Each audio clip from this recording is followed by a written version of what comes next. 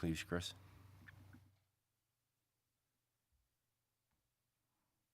Your worship.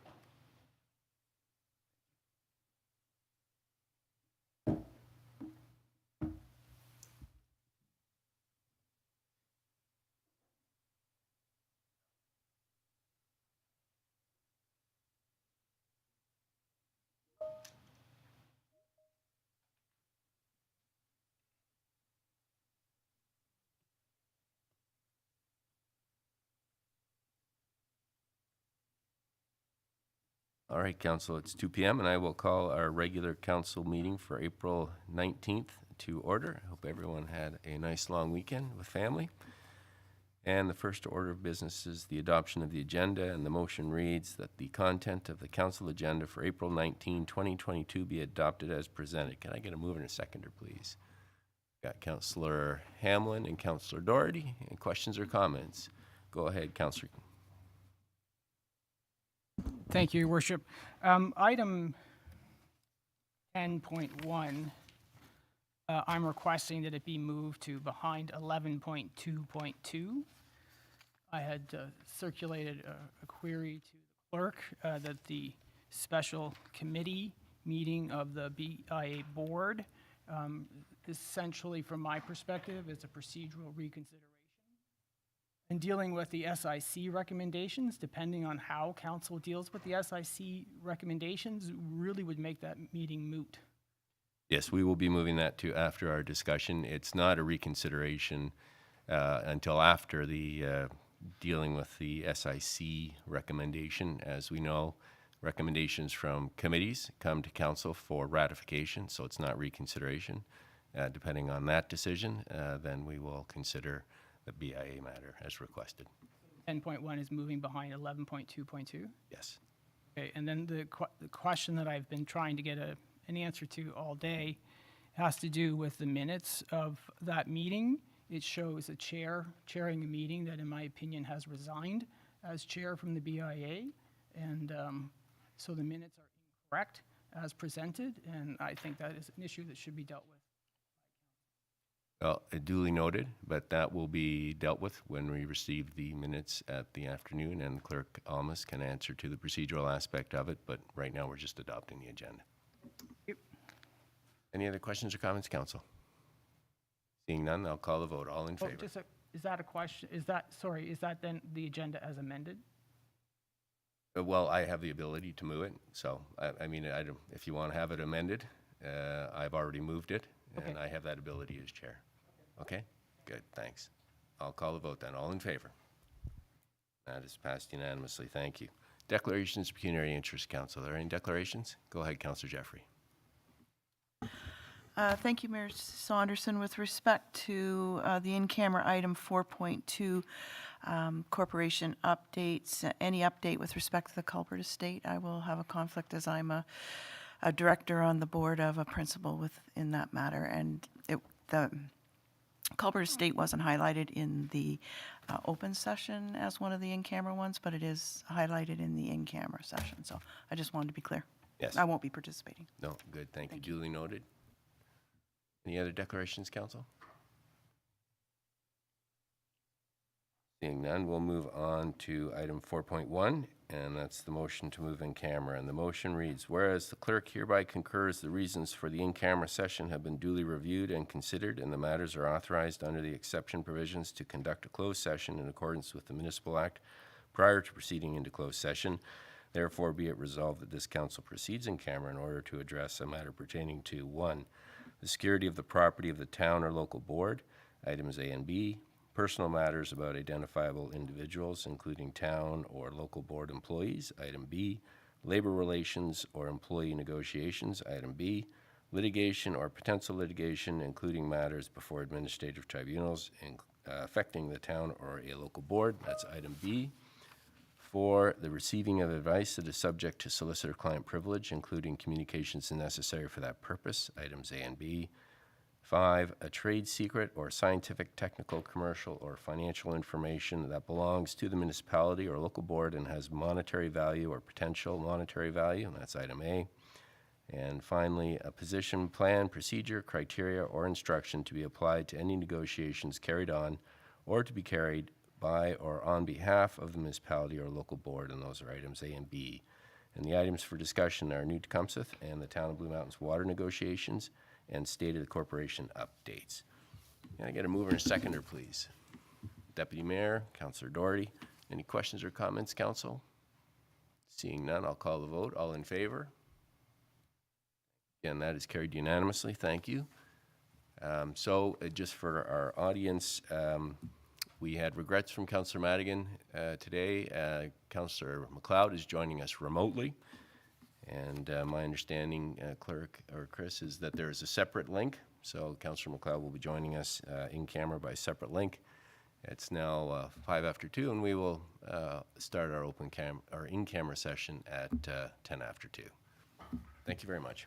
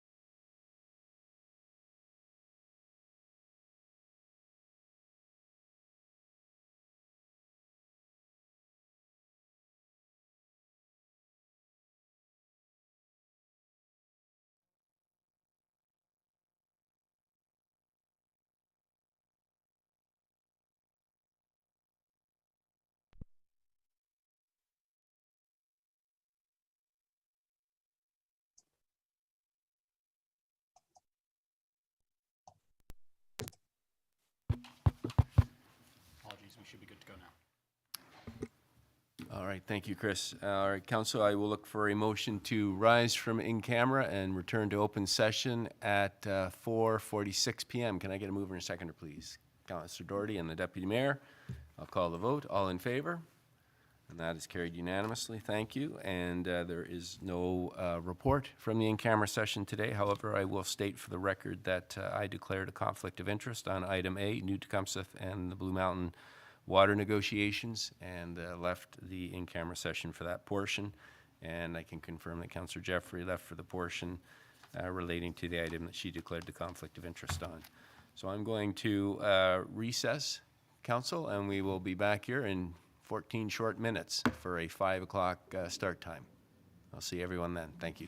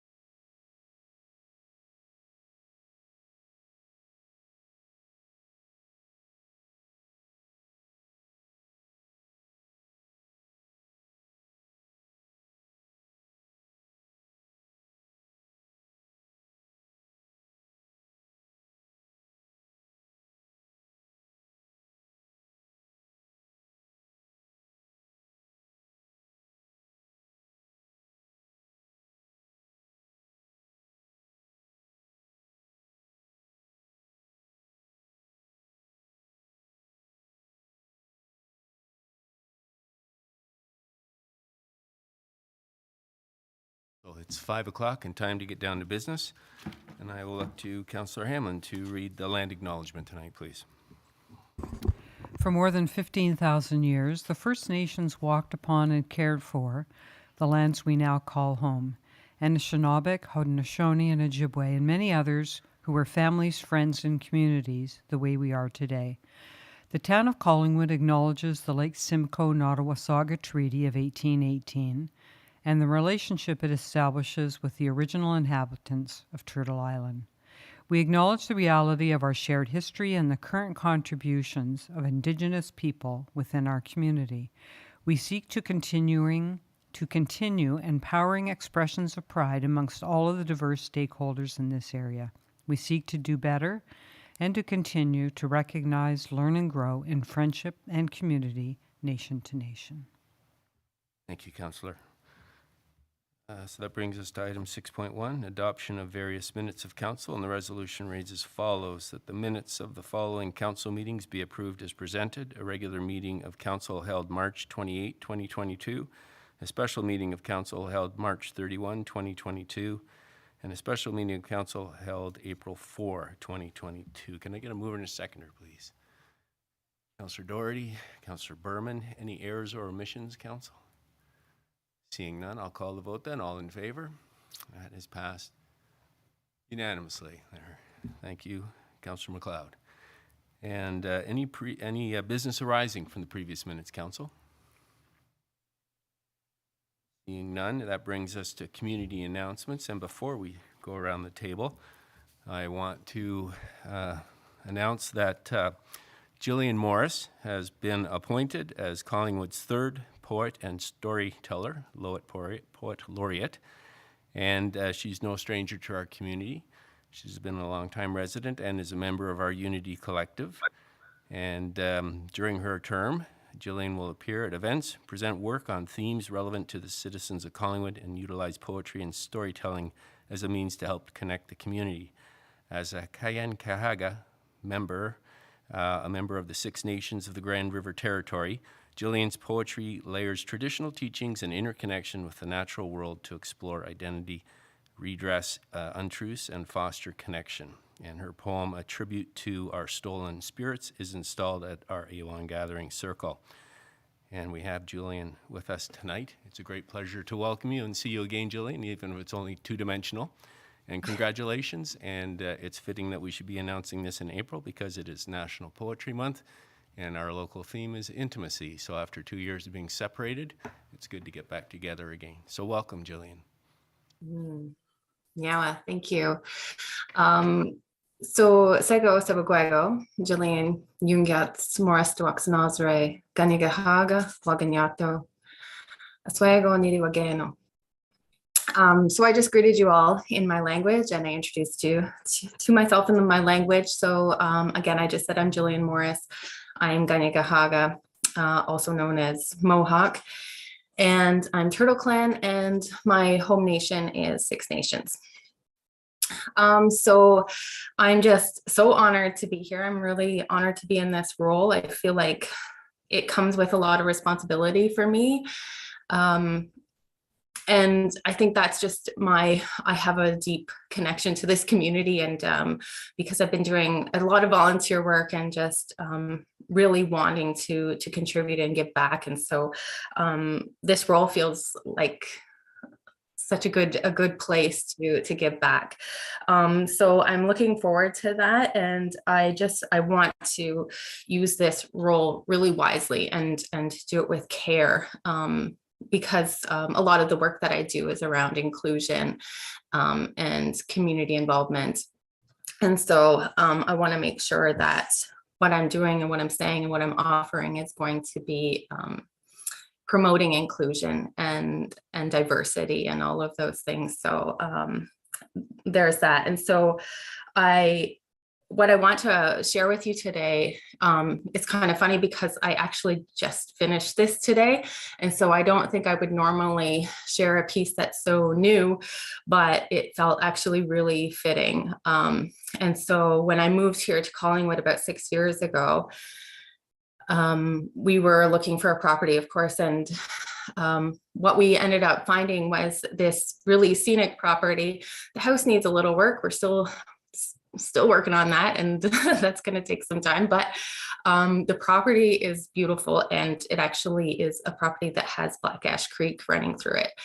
And so the poem I wrote was in kind of honor of this waterway that I have, over the 6 years having lived here, have sat creekside, and I've said many a prayer and had many a words with that water, and offered tobacco. And that tobacco, I just have always kind of imagined it being carried out and into that bigger body of water, into the bay. And so so this is kind of, I guess, an ode to Black Ash Creek.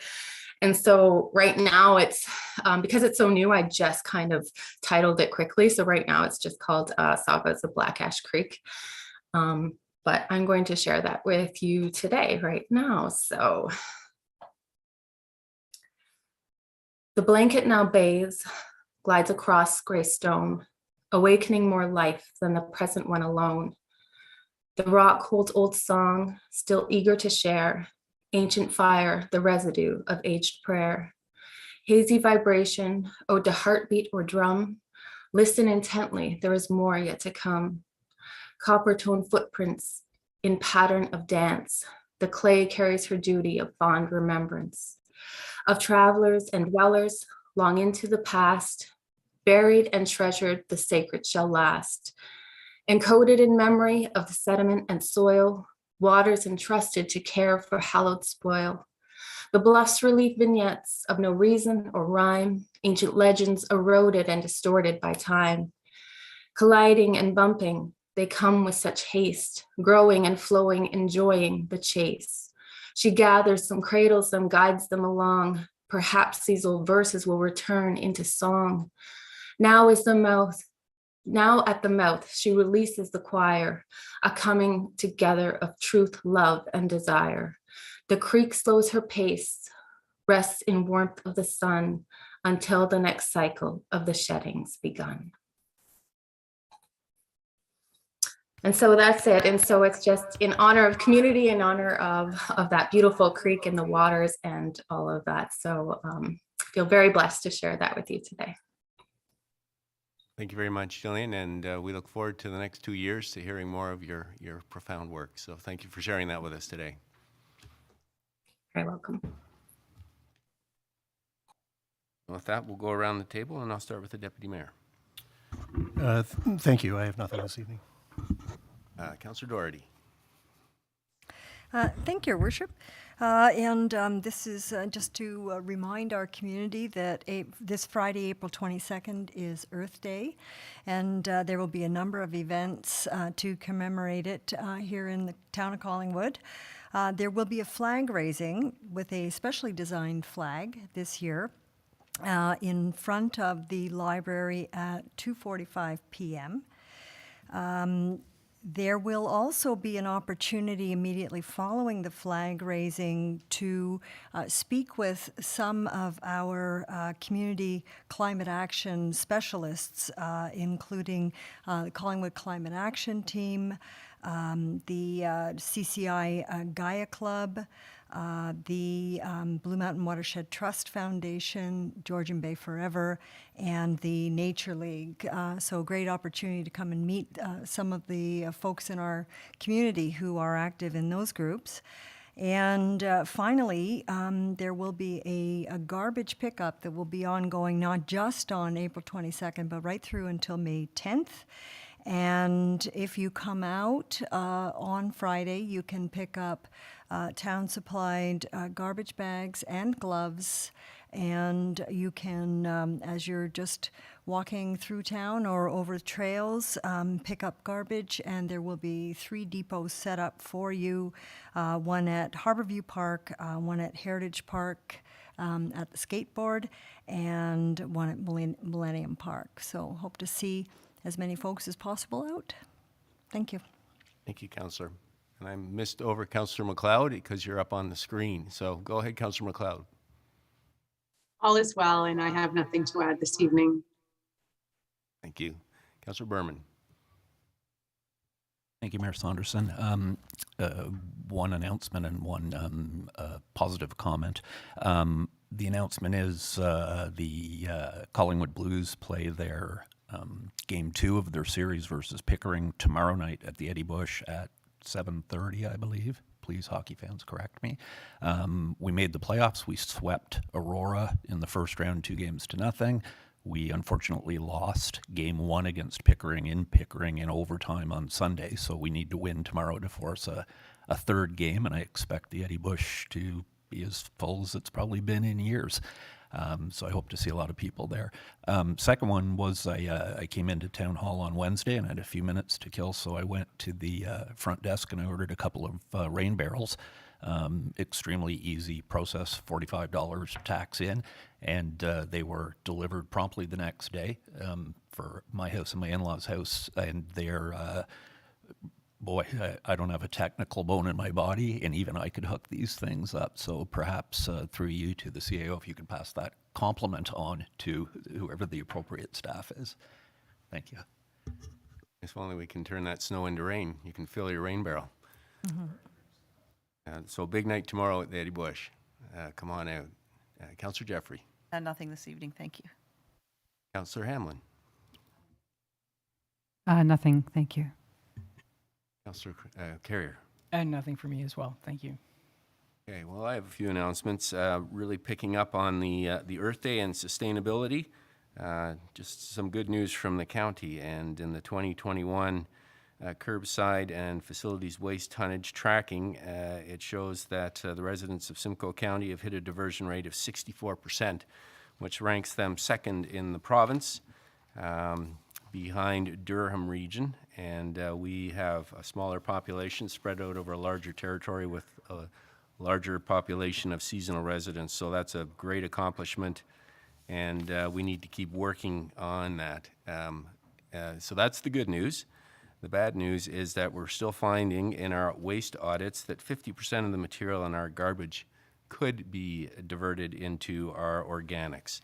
So we need to keep that out of the landfill, and we need to be able to compost that. So if we increase by removing that 57% from our garbage and put it into the green bins, which are picked up every week, as opposed to garbage, which is every other week, we can still improve on that. And along that same lines, it's a pleasure to announce that Simcoe County is being recognized as a call to recycle, as one of the province's 2021 leaders in sustainability, in recognition of our residents' increased participation in the battery recycling program. The county collected 21,842 kilograms of household batteries at its 5 waste depots and 45,535 kilograms during the curbside battery pickup. And that is one of the top performing partners across 6 different provinces. So congratulations to our residents, and we can celebrate that, but we can still do better. So in honor of Earth Day, let's make sure that we work together to divert more of our waste and collect those batteries. And one item also, it's come to my attention that at the outset of this council term, I gave every council member a pin made of stainless steel to recognize our marine heritage and our resiliency around the table. And so I'm going to give one to Councillor Carrier, our most recent addition. So you can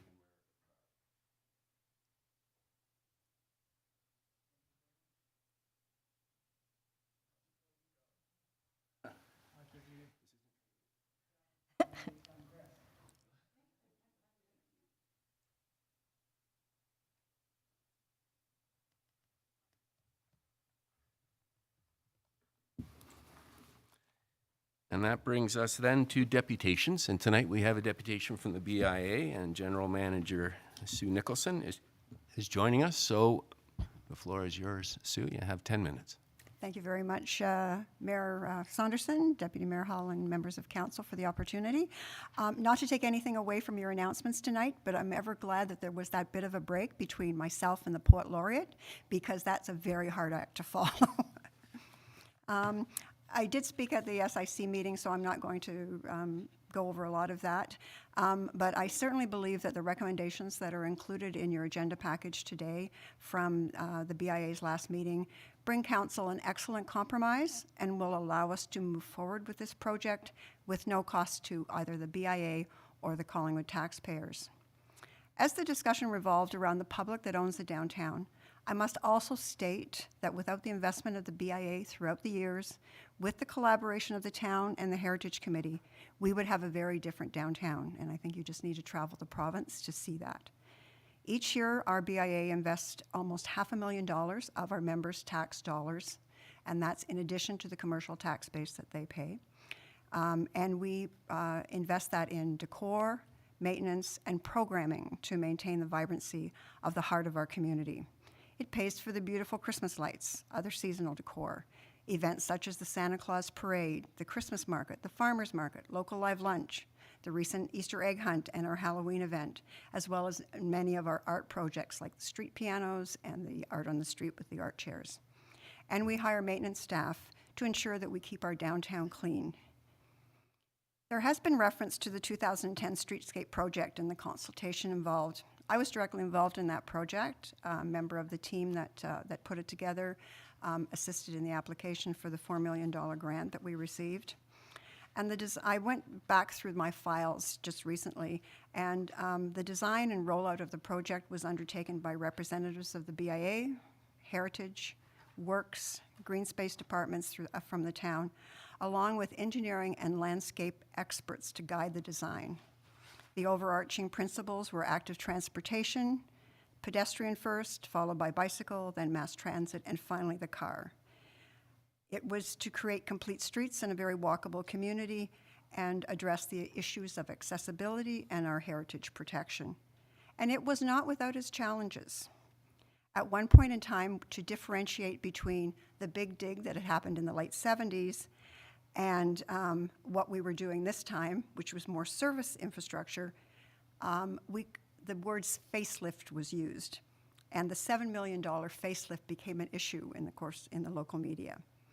There were lots of myths that we had to address, that the Main Street was perfect the way it is, that we were narrowing the Main Street, that there would be a tax hike, that the Main Street would be closed off all winter, there would be loss of parking spaces, there would be no more angled parking, and the list goes on.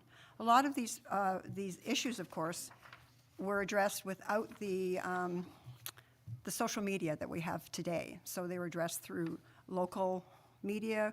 We tried to talk one-on-one with people, but it was very controversial throughout the time.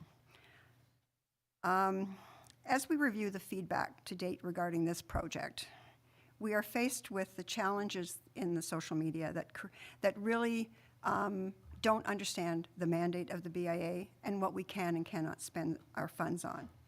There's a lot of comments from non-residents. The online media polls can't be tracked, and I've checked it, they allow for multiple votes, so it's not scientific.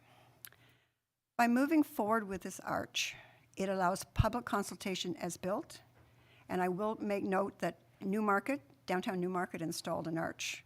I'm not sure of the year, but my daughter lives in that area, and she said the controversy surrounding that installation was very similar to that we're facing right now. But it is up, and it is creating what is intended to do is to create a downtown Newmarket that can be seen and visible to the visitor. If the visioning and consultation process, as outlined in our recommendation from the BIA, proves that it's not the right decision, it can be removed, but it will leave a strong basis on which to implement other gateway features at that corner.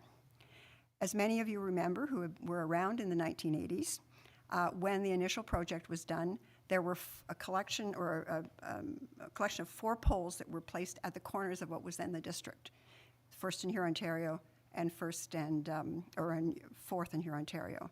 And they had banners on them, so they were seen as gateways to the downtown. When the 2010 infrastructure happened, of course, they were taken down because the district, of course, was not limited to those 3 blocks. Among other initiatives, this grant will also fund a gateway feature at Hume in Hurontario. which could be one that incorporates public art, as well as a feature that designates the downtown and the Heritage District. By moving forward with the funds that we have the opportunity to initiate that process, work with our Parks, Rec, and Culture Department through a public art process, and use these funds to add a signature piece of art and signage at the south end of the core. By risking the grant funds, we would lose this opportunity. Thank you very much for your time. Thank you, General Manager. Council, any questions or comments on the presentation? Seeing none, thank you very much, Sue. I'll be around. All right, so item 10.1, we have moved that down in the agenda, so it will come after item 11.2.2. So that then brings us to item 11.1, which is the Corporate Community Services Standing Committee meeting of April 4, 2022, and the resolution reads that Council received the Corporate and Community Services Standing Committee report from its meeting held April 4, 2022, and hereby approve the recommendations contained within the report as presented. C 2022-15, 2021 Annual Report on Non-Standard and Emergency Purchases. The recommendation is to receive for information. And PRC 2022-3, Outdoor Rink Equipment Storage Building, and the recommendation is to replace the storage facilities at Central Park by utilizing space within the south end of the Curling Club building and provide an update on final costs upon completion of the project. Chair Madigan is not with us tonight, so I will get it moved by Vice Chair McLeod. And who would like to second that? Councillor Jeffrey. So, Council, this is your opportunity to pull an item if you wish to have a change of direction. Otherwise, once we voted, I will provide an opportunity to pull an item to ask a question or get clarification. So, unless there is anyone who wishes to change a direction, then I'm going to call the vote. All in favor? And that is carried unanimously. Thank you. Is there any item that someone would like to pull for comment? I see you, Councillor Hammond, but Clerk Almus has her card up. Clerk Almus? Certainly, thank you, Your Worship. We did bypass the water capacity ICBL updates. Oh, that's bad. Okay, well, I'm going to finish this vote, and then we will go back and get our update. So thank you for pointing that out. Councillor Hammond, go ahead, please. I was just going to mention exactly what our clerks mentioned. Thank you. All right. So it doesn't seem like there's any items to be pulled for question. So with that being said, then we will back up and we will hit item 9.1, which is the update on water capacity and land use planning study, and I'll pass it over to CAO Skinner. Thank you, Your Worship.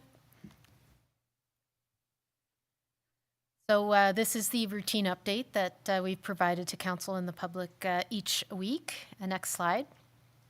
And the reason that we do that is because there was a resolution that's summarized on the slide that's up currently, that there would be a number of updates provided to Council, and I believe we've covered all of those items in the update today. Next slide. So the situation hasn't changed from last week. We have a water supply that is safe and available, so if you're turning on your tap in Collingwood, your water is great. However, with chlorine maximized and our new ultraviolet expected in the current plant, we're not quite having the capacity we'd like to have to meet the expected growth if the new plant commissioning stays on schedule for the end of 2025 or early 2026. Which is when we'll be able to increase the water volume due to the expansion of the new plant. As soon as they were aware, Council was very proactive and transparent in their approach to seek further capacity and manage what we have left. We've used, at staff's recommendation, an interim control bylaw to temporarily and transparently pause development to ensure Collingwood continues to grow as a complete community. So ready to go development applications over the past year have been able to apply to an exemption process, and those were looked at with a new lens, the complete community lens, and the ones that were ready to go in 2021 have in fact been endorsed to move forward. And most residential renovations and additions can continue. So if you're looking to do a renovation at your home, or potentially a change at a place of business, please talk to our departments about what can go forward right now. Next slide, please. The first thing I'm going to talk about is our land use planning policy study and next steps. And the study is complete, and it has led us to a servicing capacity allocation framework. And the framework has 3 components. 2 of them must be done in order to lift the interim control bylaw. And I've put a little, we've put a little red squares on those ones. So one has a check mark in the bottom right, and that's the water allocation, servicing allocation policy. Council has adopted that policy, and it looks at allocating waters in ways that are in line with the values of the community, and it was well consulted with our development community and our residents and businesses prior to adoption. The second piece that is a mandatory component to lift the ICBL is a zoning bylaw amendment. And that zoning bylaw amendment has been approved by council. However, it has been appealed to the Ontario Land Tribunal, which automatically extends the ICBL. And I'll mention that a little more on the next slide. The third piece of the framework, which will follow and can follow the lifting of the ICBL, is an update to our official plan policies. Next slide. 3 appeals were received to the zoning bylaw amendment. And to the zoning bylaw amendment. They're listed on this slide. 2, you'll note, have exemptions from the ICBL, so they can go forward and build within the next year. And the other one does not at this time, although it's not. It does not at this time. Thank you. Next slide. Staff and the town solicitor have met with 2 of the 3 appellants and are just waiting for the date for the 3rd meeting on a without prejudice basis. We're preparing to provide in-camera legal and technical advice to council on next steps targeting April, which would be next Monday, and potentially also an open session if appropriate to do so. Next steps may include consideration of additional exemptions to the interim control bylaw, but we are awaiting the full suite of information and some advice before we make a recommendation on the best path or paths available to council. Next slide, please. With respect to exemptions, we're currently not accepting applications for ICBL exemptions. However, if you have received one, then you can continue through the planning and building permit processes. And if you have not received one, but you're in the planning processes, we can certainly proceed to review your application and provide staff feedback. And council planning decisions would follow either you getting a future exemption if that process opens up again, or completion and removal of the interim control bylaw. Next slide. With respect to the plant water capacity, next slide. There's the main update this week is, and there's a number of things that are noted on the slide. The one main update this week are the discussions on a temporary membrane with other municipalities. And that's a bit opaque of wording, but what that means is if we have temporary membranes installed at the existing plant, there's a possibility to temporarily also increase the volume of water that is can be produced prior to the new plant expansion. If that is the case, there are some concerns with making that work from a space perspective on the site. And also the other municipalities, we're talking to them, namely New Tecumseh and the town of the Blue Mountains, about whether they have need for enhanced water capacity prior to the plant expansion, and how we may be able to cover the costs of that temporary membrane. There was a report to council, in a public report to council on this a couple of weeks ago. Next slide, please. With respect to the expansion project, the updated, the milestones are on this slide. They have not changed from the last time that you saw them. You'll see one is noted in a brighter color on the bottom right with respect to finalizing the agreement with New Tecumseh. We had intended that that be completed this winter, and we're still working on that negotiation with New Tecumseh. And we also will need an agreement with the town of Blue Mountains for moving forward should they also wish to be a part of the expansion. We did clarify last week that the completion of date that we've set, it says here winter 25-26, but it is intended late 25 or very early 26, that the new plant would be commissioned and the new water volume would be available. However, some of the construction cleanup at the old plant, for example, will continue into mid-2026 or so. Next slide. This slide has not changed since last week. It would only change if there were new exemptions or new developments approved. Right now, we have an allocation of 489 single development units available. Once we complete some UV ultraviolet work at the existing plant, which is targeted to be completed later in 2022, we will have 1,280 single development units worth of water available. There is also a factor of safety that in the future, if it was prudent, council could determine could be allocated as the expansion of the new plant it progresses.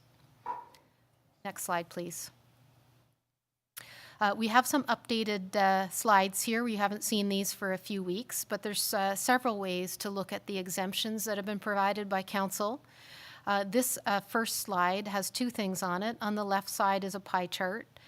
And by project, there was 58 projects with exemptions. And by project, the pie chart shows that building permits have been issued for 35% of those. That's the dark blue. We don't have applications for 31%. 22% is under review. 10% already has occupancy, and there's some that's been set aside for an affordable housing project, and that is still being held for a future affordable housing project. On the right side, you can see how many single development units of water have been now have building permits. So the grand total of exemptions was 480 single development units, and you can see the distribution there. Quite a few have been used. The top row talks about building permits issued, and there's 350 single development units of that water that have been issued. And a number more under application and review. Next slide. The last update is a different way to look at this exact same information. So for these 58 projects, some of them have multiple building permits. So think of a plan of subdivision, for example, where you may have a number of houses that have building permits. So there's 361 building permits in these 58 projects. And you can see the data looks different from this perspective. 92% of the available building permits have been issued, and there's a much smaller number under application and other statuses. So what that means largely, if you sit down and think about it for a while, mostly smaller projects are the ones that have not moved forward, and many of the large projects have moved forward that use more water. And that's the end of the update for this evening. Thank you. Thank you very much, CEO Skinner. I don't know if it's the timing, but those pie charts look like they're eggs, so very, very seasonal. Thank you for that. Council, any questions or comments on the presentation? Councillor Carrier? Thank you, Your Worship. Through you to either the CAO or Director of Planning. We received an email today for an update on a property where somebody had received an ICBL exemption and they are not moving into their building, but they've moved to another facility or want to move into another facility. But the ICBL is not transferable by business, it's only attached to a property. Is that a legal conundrum that can be undone? Because not necessarily a business is a property owner. I would like to take that. Director Valentine? Go ahead, please. Thank you. Oh, thank you. Good evening to everyone, and through you, Your Worship, to the councillor. That is at its core, I would suggest the interim control bylaw under the Planning Act is, like all tools under the Planning Act, a geographically based instrument. So like other approvals under a Planning Act, such as a site plan approval for a business, if that business were to move, the site plan couldn't be transferred to another property because the considerations around that other property would be quite different perhaps than the first one, even though the business model may remain the same. So from a legal perspective, there is no ability to attach an exemption to the ICBL to an individual or a business, only to a property. So if someone were to move to another property, they would have to apply for an ICBL exemption to that new property in accordance with their proposal as it applies to that particular property. So unfortunately, there is no legal way around this. And as you can sort of see with the example of the other applications, there's a good reason why the tools under the Planning Act are geographically based, because there are certain site-specific considerations that we would need to look at. I'm not sure if that answers your question or if you have a subsequent question, but the individual in question would need to apply for an ICBL exemption if it was Council's will to reopen the exemption process. And as noted by in the presentation provided by CAO Skinner, we are moving towards legal and technical advice for you in camera in April on that matter. Any follow-up, Councillor? Thank you. It seems a deficiency, I think, in the act. I think we're familiar with the case. I won't go into the details, but if I was a business owner and I had made that investment and application, I would hope that it would transfer by business as opposed to by property owner. It's like the property owner is bonusing by default of the efforts of the tenant or leasee as opposed to any efforts on their part. So I mean, I can't solve it today, and this council can't solve it today, but I just think it's an unfair situation that has arisen through no fault of the us. It seems to be a complication of the ICBL within the planning legislation. I will thank you for those comments, and I guess if, depending how we move forward, if we are open to receive other exemptions, I think it might be a factor for council to consider, depending on the circumstances of the new location. If you're switching out one exemption for another, it might be a net zero based on other planning considerations regarding their new site, but certainly it's something for council to consider moving forward. Councillor MacLeod. Thank you. And this is a follow-up to what Councillor Carrier had to say, and on the same topic. And so, what I'm wondering then, through you, Mayor Saunderson, to Director Valentine, is would it be prudent then to rescind the exemption for that particular property, since it would appear to be a benefit to that property to have to that property owner rather, for the situation to have played out the way that it has. And I would certainly not want to be party to, or this council to be party to shenanigans. Director Valentine.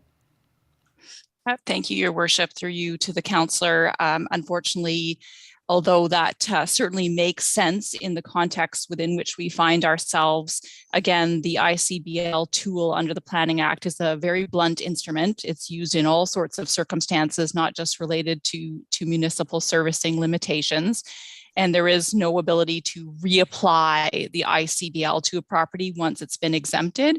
In fact, that property, any ICBL of any type could not apply to that property for the next 3 years under the Planning Act. So again, limitations of the legislation do put us in this legal box. Thank you. And that certainly is a conundrum. And so what I would like to say through you, Mayor Saunderson, to our CAO and to Director Valentine is that I would be very interested, and I'm certain that this council would be very interested in reopening the exemptions, even if it is to accommodate this particular unfortunate and disappointing situation. Thank you. Thank you, Councillor. Any other questions or comments, Council? Deputy Mayor?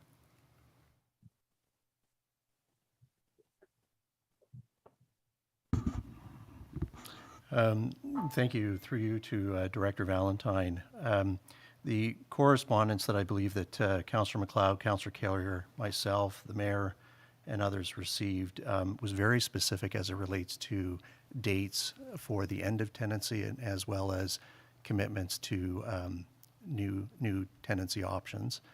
And if I just heard correctly, it's your intent to bring a report in camera within April, so that would indicate to me that that's next Monday. The question, if it can be answered, is from a procedural standpoint, does that allow this council an opportunity to receive the report in camera and give direction that would provide the proponent who is making this request with a clear answer? Whether the clear answer is in the favor or the negative, I think that they're just looking for an answer at this point. Thank you. Director Valentine? Thank you, Your Worship. I'm just busily trying to open the email so I can look at the dates that were referenced by the applicant. I can't seem to put my hands on them at this moment. Deputy Mayor, do you have that date in front of you? Yes, I too was trying to do the same thing. So it's the 28th of April. Okay, so that through you, Your Worship, that will be relatively challenging, depending on where council wants to go with an exemption process, which typically would be set up to be available to all property owners that would fit within whatever criteria council was wishing to set up for this next stage, if it was willing to continue on with the exemption process. But that being said, I mean, typically we would deal with these things transparently and comprehensively, but if council feels that there's an extenuating circumstance, it's within your purview to grant an exemption in this case, with the understanding that perhaps others would come forward wishing to have similar treatment if that was the way that council wished to go. Follow-up, Deputy Mayor? Thank you. I would like to just suggest that I look forward to receiving the report in camera, but I would be of the opinion, subject to something that is in the absolute no or to the negative, that I would be supportive of an exemption specific to the request that's been made for the, I'm going to call it the second property in place. So I'm just publicly stating that we've got a situation that appears to be unfair at a 30,000 foot level, and I would be supportive at 30,000 foot level of remedying it, subject to something that from a client privilege solicitor standpoint would tell me that it can't be done. Thank you. Thank you. Any other questions or comments, Council? All right, then that, you do have another comment? Yeah, Okay. separate item, but still on the... Okay, go ahead. I just, I wanted to put this out and then perhaps it could come back under other business or perhaps even at a future meeting. But the slide deck and the presentation that the CAO has given at each council meeting, SIC, special meetings of council, et cetera, I think was something that was wisely requested. I believe it was Councillor MacLeod that made the request. And I think that it has, it's been well done and it's been well received, but I also think that it has served its purpose. And I just would like to offer a suggestion, and perhaps it could be tabled at a later time, that I'm not suggesting that the report be discontinued, but that maybe we give the discretion to the CAO to provide an update on maybe a monthly basis as opposed to every meeting, and that the update be more relevant to today and moving forward as opposed to the complete historical context. The complete historical context is well laid out on our town website, and I think it has been established in X number of presentations that those who truly have a vested interest understand the context in which the presentation is being given. So I just think in the interest of public time at our meetings and the CAO's time, the moving forward is more important than the historical context. Thank you. Thank you for that. I'll look to the clerk. It may raise a reconsideration issue if we're allowed to consider it once in a year, and this was probably passed in the middle of May last year, I would think. Thank you, Your Worship. I'll have to take a look at the exact wording to that resolution to confirm if reconsideration would be required, but if during the notice of motion section, if the Deputy Mayor would like to note that as a notice of motion, until we look into it, we could maybe look at reconsidering it as early as next week. Okay, thank you. So you can bring that up under other business. Okay, final call. Does anyone want to speak to this presentation? All right, that brings us then to 11.2, which is the Strategic Initiative Standing Committee Report from April 4, 2022. And 11.2.1, the resolution reads as follows. The Council received the Strategic Initiative Standing Committee Report from its meeting held April 4th, 2022, and hereby approve the recommendations contained within the report as presented. C 2022-14 Downtown Collingwood Archway Gateway Feature. The recommendation, the portion of the recommendation that passed unanimously is a recommendation to amend the approval process for the installation of permanent infrastructure in the downtown within the Memorandum of Understanding between the BIA and the Town of Collingwood. C 2022-16 2021 Annual Lobbyist Register Report to Council, and the recommendation is to receive the report for information. And the third item is CCS 2022-5 Communications Division Plan. And the recommendation is to approve the Communications Division Plan as presented.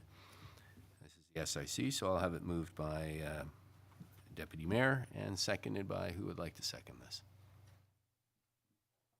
Councillor Jeffrey.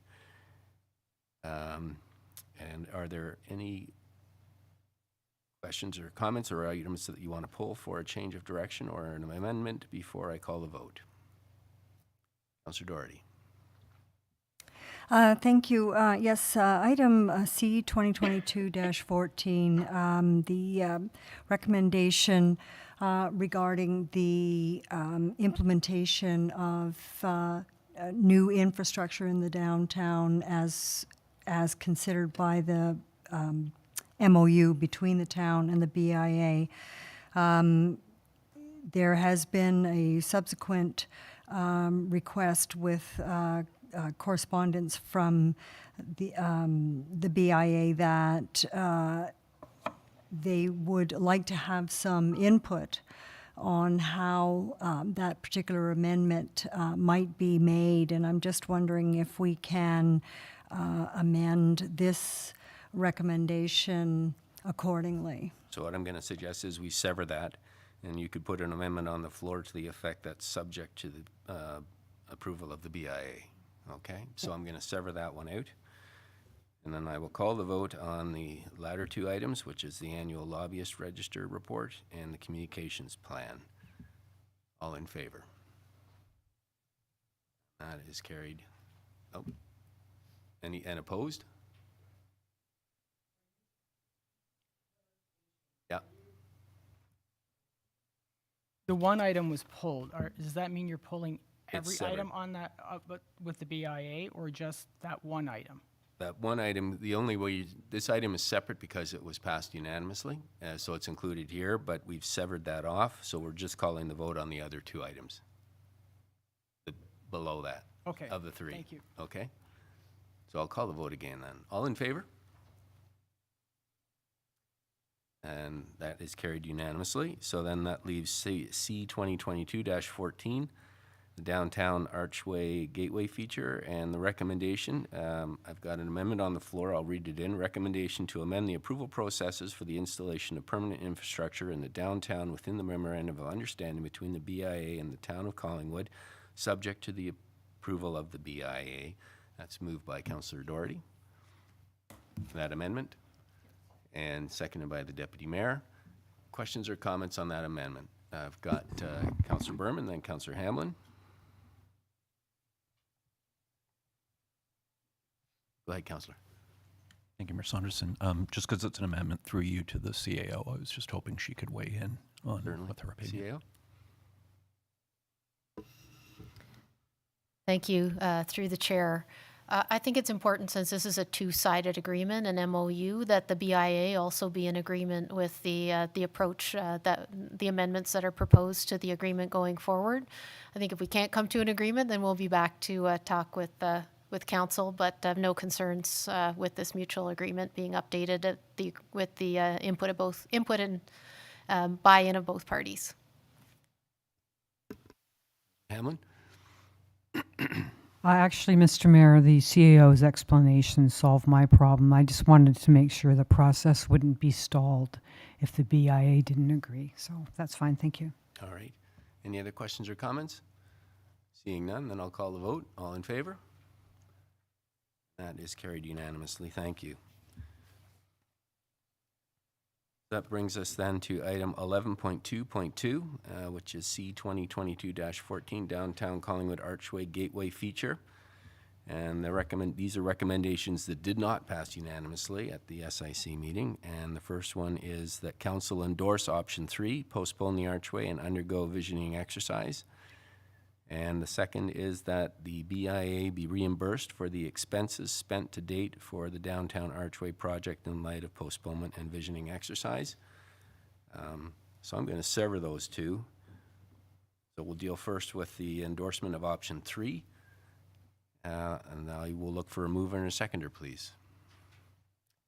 I'll get to that. I've got Councillor Hamlin and Councillor Carrier. Go ahead, Deputy Mayor. Thank you. If I may ask a question, either of yourself or the clerk, just a procedural question, that the agenda that was publicly posted had in order an item under 10 point something that was a motion that had been drafted by the BIA for council consideration this evening as a result of a special meeting. Tonight at the outset of the meeting, which for the viewing public was at 2 p.m. this afternoon, we changed the order of the agenda to so that the proposed motion would follow the discussion of the staff report and the two items that are in consideration. We've had a deputation again this evening from the general manager. There was thoughtful consideration given in drafting a motion for consideration tonight, and yet that discussion and consideration would be mute depending on the outcome of 11.2.2. So I guess the question from a clarification standpoint, is there an opportunity to somehow incorporate conversation of the BIA's motion without it falling the negative prior to even being tabled for consideration? So I'll take a run and I will ask the clerk to fill in if I've missed anything. So we had a resolution from our SIC, which comes to council for ratification. And because the motion from that's included in the BIA minutes was contrary to that, we would have to first deal with the resolution that came from the SIC for ratification. If that is defeated, then we would then open the floor to alternate options. But certainly I would say that in the context of the debate about this option 3, you're certainly entitled to speak to the BIA's proposed option and make the case for that in the context of this discussion. And then pending the outcome of the vote, you'd be entitled then or council would then be entitled to put other options on the floor, including that one if you would like to move that. I'll just look to Clerk Almas to make sure I've got that right. Thank you. Any follow-up, Deputy Mayor? Yes, and I'm asking these questions not to be confrontational to the process. It's to be sure that I know that the rules of engagement are clear, more so for myself, because as I publicly acknowledged, I was quite annoyed with what transpired at the SIC meeting and the way in which I voted in one particular case. And one could suggest we wouldn't be here tonight discussing this had I voted a different way. So if I may add a question of clarification. Option 3, if tabled, if option 3 is defeated, does that mean we automatically revert to the other options that were part of that staff report, or can brand new options as the example would be the BIA option that was part of our agenda package tonight be pulled forward and considered at the same time as the other options that were part of the original SIC package. I think once the option from the SIC meeting is defeated, then it's open to other options, not just those that were set out in the report at the SIC. Okay, great. Thank you very much. I appreciate it. All right. Are there any other questions or comments, Council, on this item? We are just dealing now with the first item, which is that Council endorse option 3, postpone the archway and undergo visioning exercise. Seeing no comments, then I will call the vote. All in favor? 1, 2, 3, 4. And I will call opposed. Opposed? All right, so that is carried by a vote of 4 to 3. And then dealing with the second item, that the BIA be reimbursed for the expense spent to date for the downtown archway project in light of postponement and visioning exercise. I get that moved and seconded, please. Oh, sorry. Sorry, just for record-keeping purposes, I know we have Oh, sorry. Councillor McLeod there, and I just want to... You know what? I apologize. I didn't see how Councillor McLeod voted. I was looking around the table, so I had 4-3. Oh, so it's 4-all. Thank you. 4-all, so then that is defeated. My apologies. Thank you very much, Clerk Amos. So then I will open the floor then for other alternative options. Deputy Mayor. I would like to table the option that was presented in our package from the BIA as a result of their special meeting. All right, so I'm going to ask you to read it in, please. Okay. Let me just pull it up here.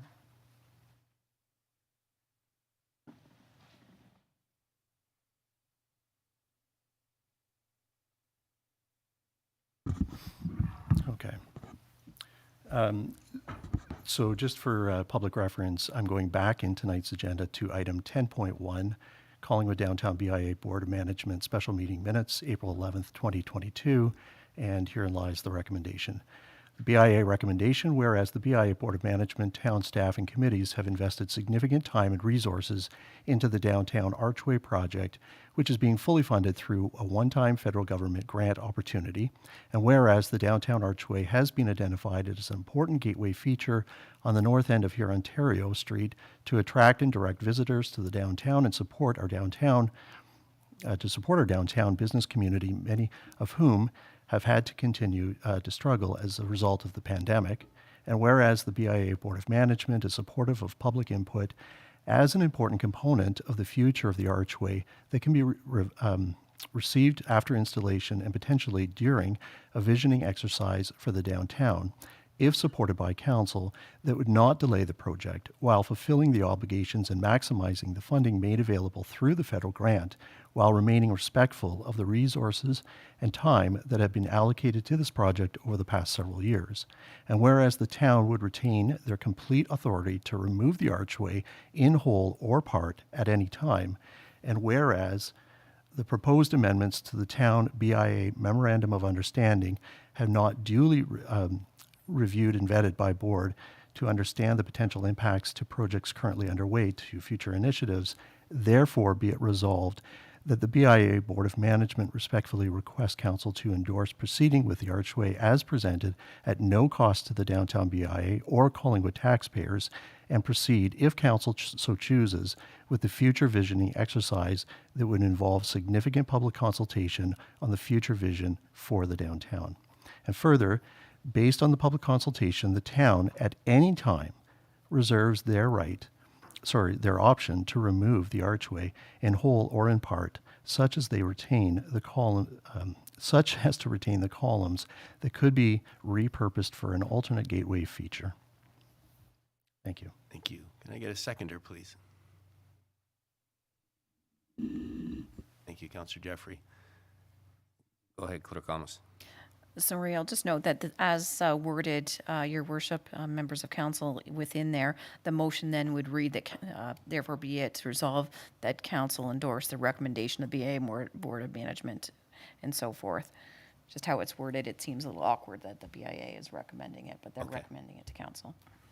All right, so we'll include that amendment. Thank you. Go ahead, Councillor Jeffrey. Thank you, Mayor Saunderson. So, first of all, I would propose an amendment to the last operative clause to add the costs of which would be borne by the BIA to remove it. As much as I've seconded this to have a discussion, I believe that we are trying to be consistent in terms of the public consultation, and I think if we are going to be lenient in this case, in terms of going forward to have the vision viewed in place, that the BIA would have to assume the cost of removing it should the town deem it desirable to do so, that it's not fitting within the scope of our desires for it. So I would move that amendment to the second operative clause. All right, thank you. I'll look to the Deputy Mayor. I think it's a friendly amendment. So if you're content with that. I am, and if I could, I'd just like to speak specific to that, but I am in favor of that, yes. Right. Before I come back to you, I'm just going to look to see if anybody else wants to speak to this item. To the amendment with the item. The item's been included as a friendly amendment, so the mover has acknowledged it. So if you'd like to speak to the motion with the amendment, okay. So I'll have Councillor Carrier and then Councillor Hamlin.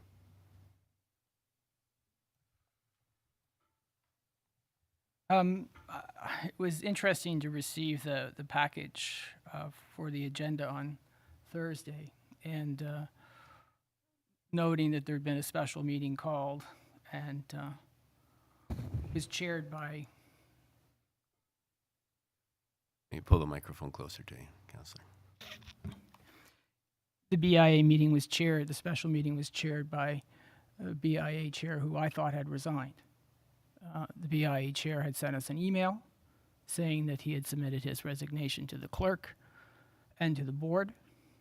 And so I had concerns about a meeting being called that was invalid by a chair. And the clerk has since clarified that the membership was pulled by the general manager, so it was not held improperly. However, I still believe that the chair had resigned. In his email to us, telling us of his resignation, he did ineloquently comment that we needed to research some of the background material. So I did. I looked at the wayfinding report. If you've not familiarized yourself with the wayfinding report, it does remind me of a regional tourism report that we had received many years ago, where the tourism group wanted to put tourism signs everywhere in our community. And you take a look at the wayfinding report, there's a lot of dots on a lot of the schedules of where signs are likely to go. We talked about sign pollution at the time, and the council of the day, I wasn't the mayor, council of the day rejected it because we had our own branding that was driven through public consultation from the economic development officer at the time. So everything in the wayfinding report defines this as a sign. It is a sign. It meets the definition of a sign in the sign bylaw. I asked the clerk to clarify that, and the clerk was quite gracious in responding so quickly that the town is exempt from the bylaw. Well, if I was a business owner, I'd be a little frustrated with the town exempting itself from a bylaw. I'm not supportive of, obviously, of this. I think that it is a sign. It's not something that the public consultation has been involved in. When the general manager spoke today in her deputation, she spoke to the great past of the partnerships with the town and the strength of the relationship. I concur with all of that. I was introduced to the BIA long before I came on council through Councillor Doherty, who was on the BIA at the time, and some other people who were strong proponents of the BIA. She was a business owner at the time in the downtown core. The 2010 revitalization project, well, controversial. I'm not so sure it was as controversial as it was highlighted tonight. I think the 2008 recession caused concern with the business owners because we were moving ahead with a significant investment in downtown infrastructure that could further impair their opportunity to have people come and go to their businesses, and it was a genuine concern. And we modified the construction schedule to accommodate as much as possible, and we also modified that anytime there was a town function, we ordered food and beverages and those things from businesses downtown, with all the restaurants, to try and give them as much business as we could. And the strength of the relationship was held because the communication was strong between the BIA and council and the public. And we did have numerous public information sessions on the development. Councillor McLeod spoke quite eloquently about the lack of public consultation on this, and I don't really want to get back and forth on that aspect of it. But I do think that the downtown is owned by the public, and the public has not been consulted on this. When I took a look at the PowerPoint presentation on the revitalization project, I sent it to all of you. It shows what gateway features are. It shows what gateway feature arches were considered for laneways. They were not part of the design proposed at the time on the south end or the north end. It was more architectural brickwork, and it was quite artistic. The reason those two components didn't go forward is because Admiral Collingwood was still under development, or not, at the time, and there was no point of putting that infrastructure in and have it torn out.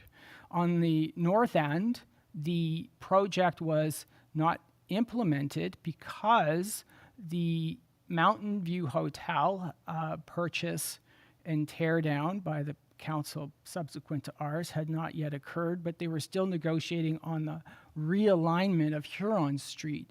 So there was no point again in putting those features in the north end when they would be wrecked through the various construction and the road realignment. So there's been plenty of discussion in the past with the public on what it should look like and what it shouldn't look like. And when I looked at the Heritage Conservation District, because that was also referenced in the email, I had, and I've sent it to you, all of you as well. I mean, the Heritage Conservation District talks about not obstructing significant views.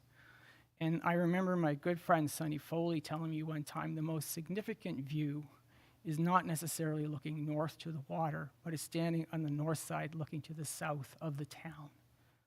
That's the most significant view. With an arch, it is impaired, from my personal opinion. I am not supportive of this, and I would like to see, one I supported is no longer on the table, but I cannot in good conscience support what I think is something that the public has been not involved in. Thank you. Councillor Hanlon. Thank you, Mr. Mayor. I endorse what Councillor Carrier has just said.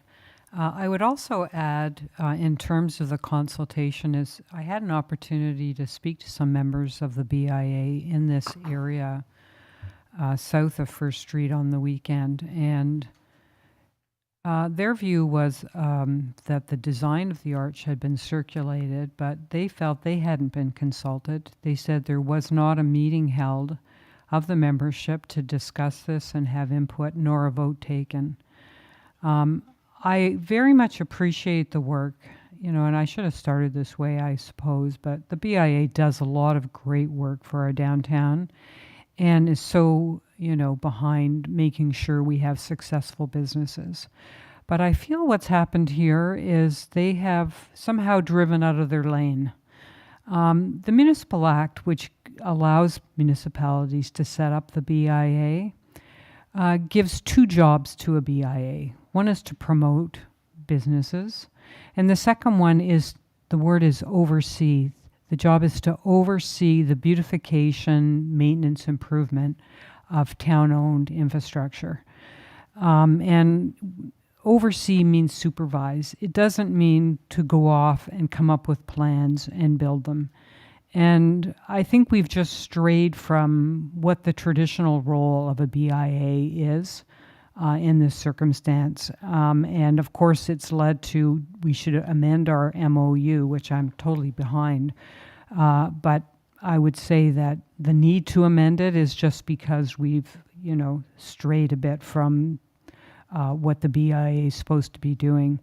I also took the opportunity to speak to another executive director of a BIA in one of the downtown areas of Toronto yesterday.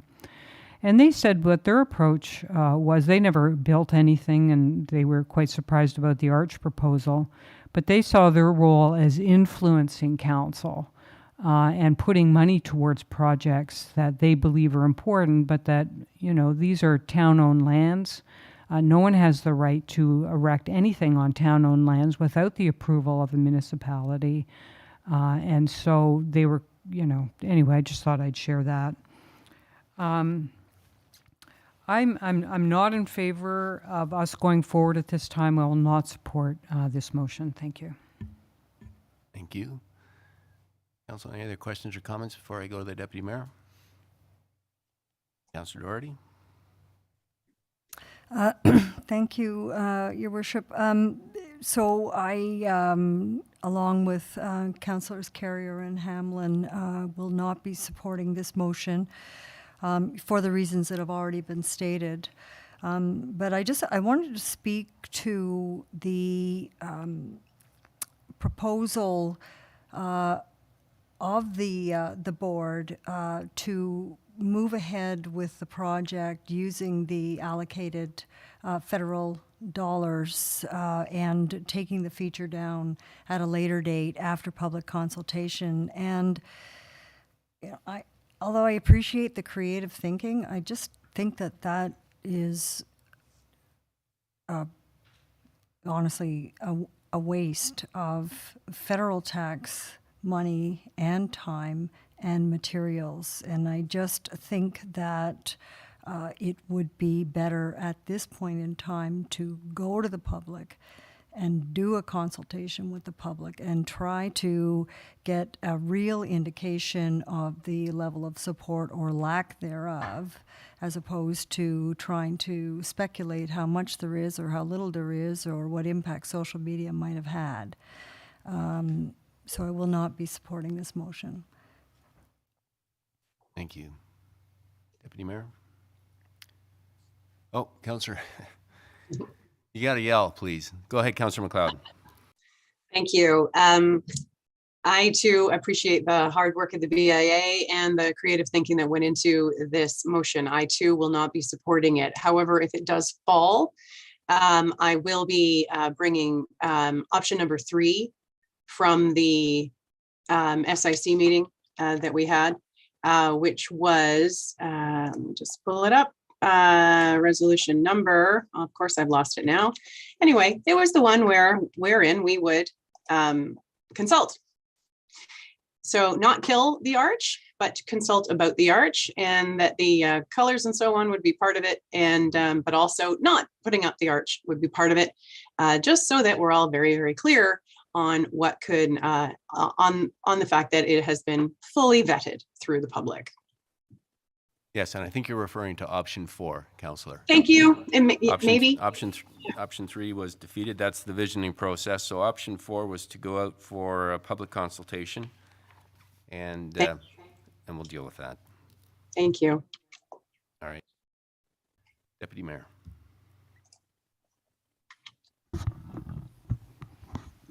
Got your clock ready?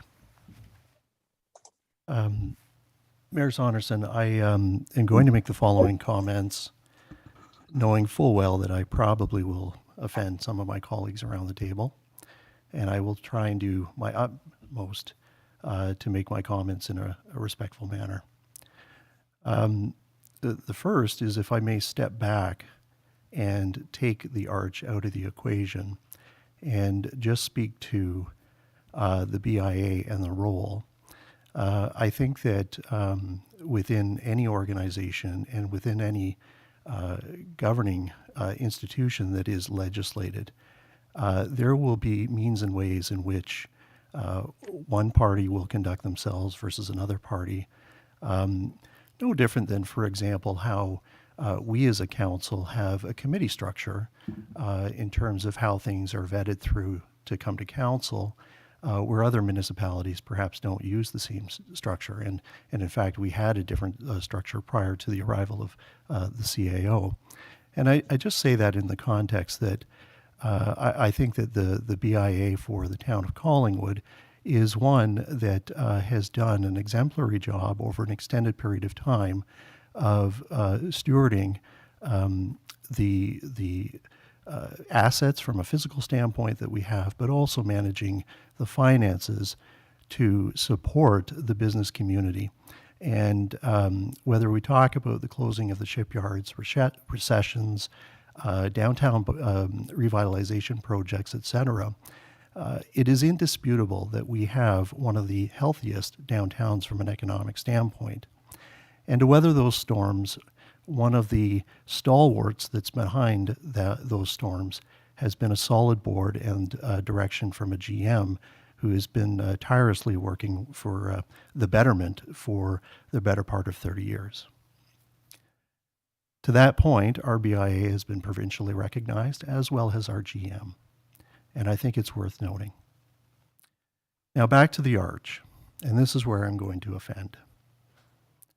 We would not be having this conversation tonight if it wasn't for, quite frankly, the unfounded comments of many online as it relates to this particular project.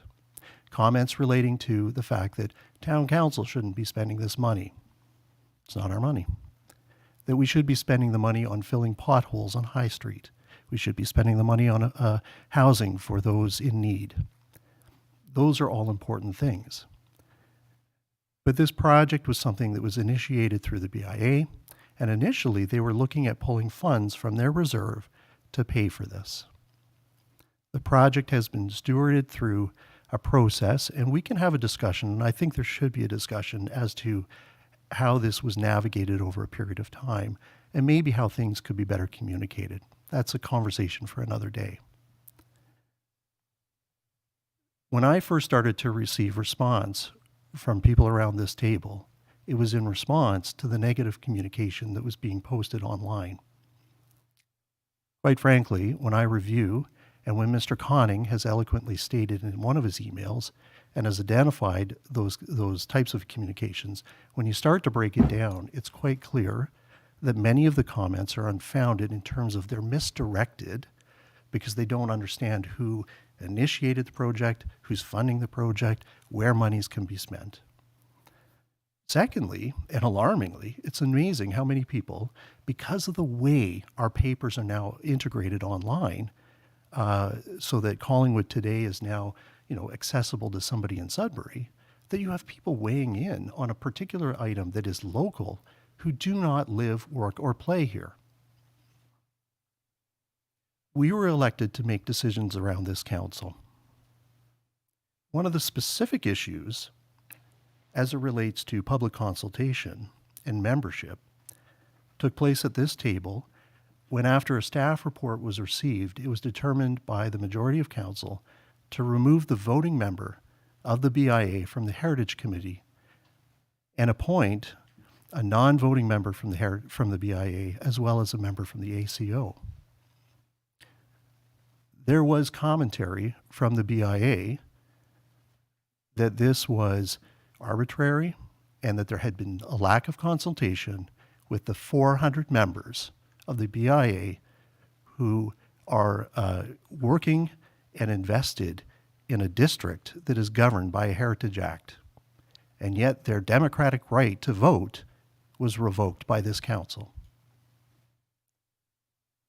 When a majority of people approached members of council to reconsider, and when I brought that motion forward for reconsideration, it was defeated. There was no opportunity for discussion. Over the course of this council, whether it relates to matters of the ICBL, the Maple Street Bike Project, the Boulevard Lane Project, the suggestion, and so that I am not casting stones, but that I am looking back at myself, I was supportive of a concept that was brought forward, and I can't remember which one, but it was either Councillor Hamlin or Councillor Comey, to reduce the speed to 40 kilometers townwide. Full stop. No public consultation. Now, the others around the table disagreed with the three of us. That's democracy. But at least we had a conversation. But there was no public consultation. I go back to what I said at the SIC.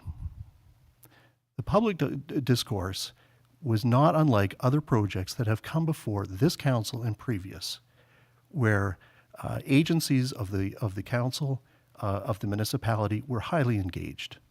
Heritage, museum, appropriate staff as it relates to public works, fire, so that all of the opinions could be gathered, so that appropriate things could be considered, so that when looking at creating what should be a destination and something that is celebrated, could move forward, and we knew that we were bringing forward a project that would be something worth celebrating. I find it incredibly, and something that we do agree on, is that we have a unique and a special community or downtown as it relates to the physical built heritage. And when comments are made about this particular type of feature being Disney-esque, in the context of, well, it's not real and it wasn't here prior. Well, neither were the street signs that were here. They were designed in a particular fashion to embrace the heritage of the downtown and to elevate the authenticity of the original heritage from a built perspective. Now, I'm not going to dispute the esteemed colleague, Councillor Carrier, in your conversation with somebody I highly respect as well, and that's the former Councillor Foley, and the comment about obstruction of view. But it is interesting that people who are concerned about the Disney-esque of an arch don't seem to have any issue with the Disney-esque of a lighthouse. When I stand in the middle of Hurontario Street and I look north, I don't see the water. The water is below the street level. What I see is a 1.5-story lighthouse that serves no purpose, that is Disney-esque in its true sense, and quite frankly serves no purpose other than it's a reflection of our marine heritage. But at the end of the day, the work of our chair, Mr. Conning, the board, members of staff, etc., is long and exhaustive. And they have come forward with something that they thought, and I fully support, that the community would embrace and celebrate. The sad reality is they were willing to pick up the dime in terms of pulling from reserve. And through the good work of the GM and looking at opportunities as it relates to funding from the federal government, we're able to potentially access additional funds that would cover this, as well as other projects that would not only benefit the downtown, but the larger community as a whole. I would very respectfully suggest tonight to my colleagues, especially for those who are here for the next budget, that if you are not in a position to move this forward, then you look at the eyes of the membership who are paying through the BIA funds to support things like the Santa Claus Parade,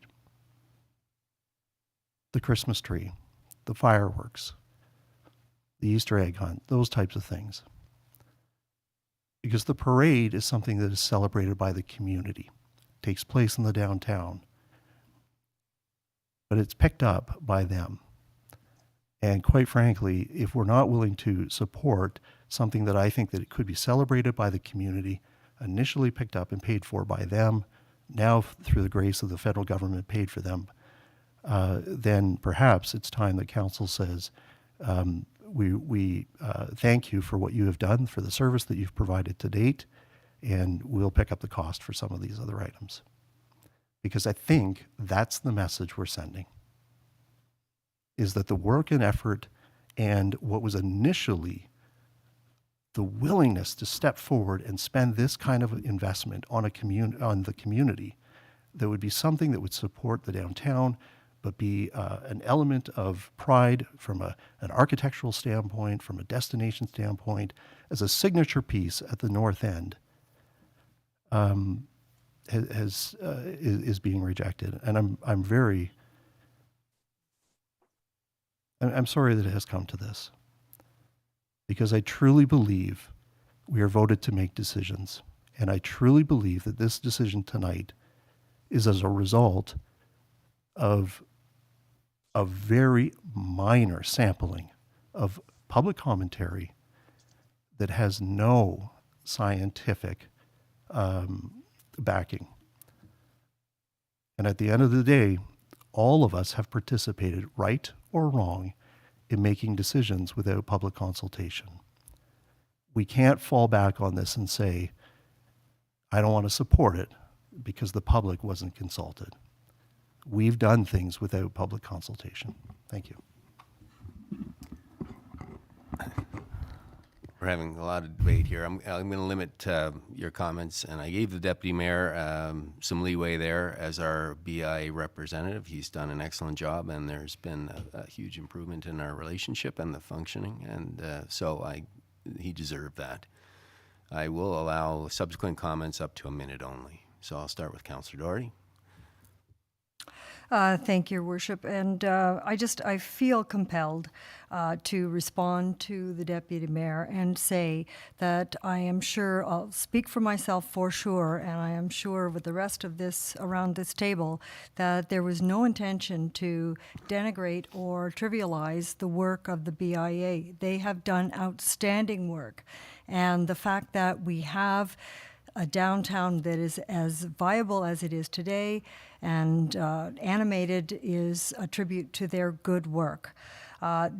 All I am saying, and I guess the other thing that I could say is, just because this particular concept has not been approved by council does not mean that there are not any other wide number of options to bring visual attention, beauty, and animation to the downtown. So this is certainly not the death knell for the entire BIA because of one particular project. That was your time. Thank you, Councillor Doherty. Councillor Hammond, you had your hand up. Yes, I just wanted to respond to Deputy Mayor Hall's comments that some of us would find his comments offensive. And I did find offensive that his suggestion that our votes on this matter were solely because of comments on social media. Mine were not at all influenced by comments on social media. I did look at the wayfinding study, and I looked for evidence that this would be something that the downtown needed. The only comment in there was that certain people in the BIA felt that this was important. There has been no evidence that this isn't even needed. What influenced me was my own reading, speaking to people in the community, and looking at what was proposed. And for me, that is not my vision for what would be downtown. I would, there are a lot of different things, as Councillor Doherty has just said, that could be there. And that's why I supported option 3, to engage in a visioning exercise.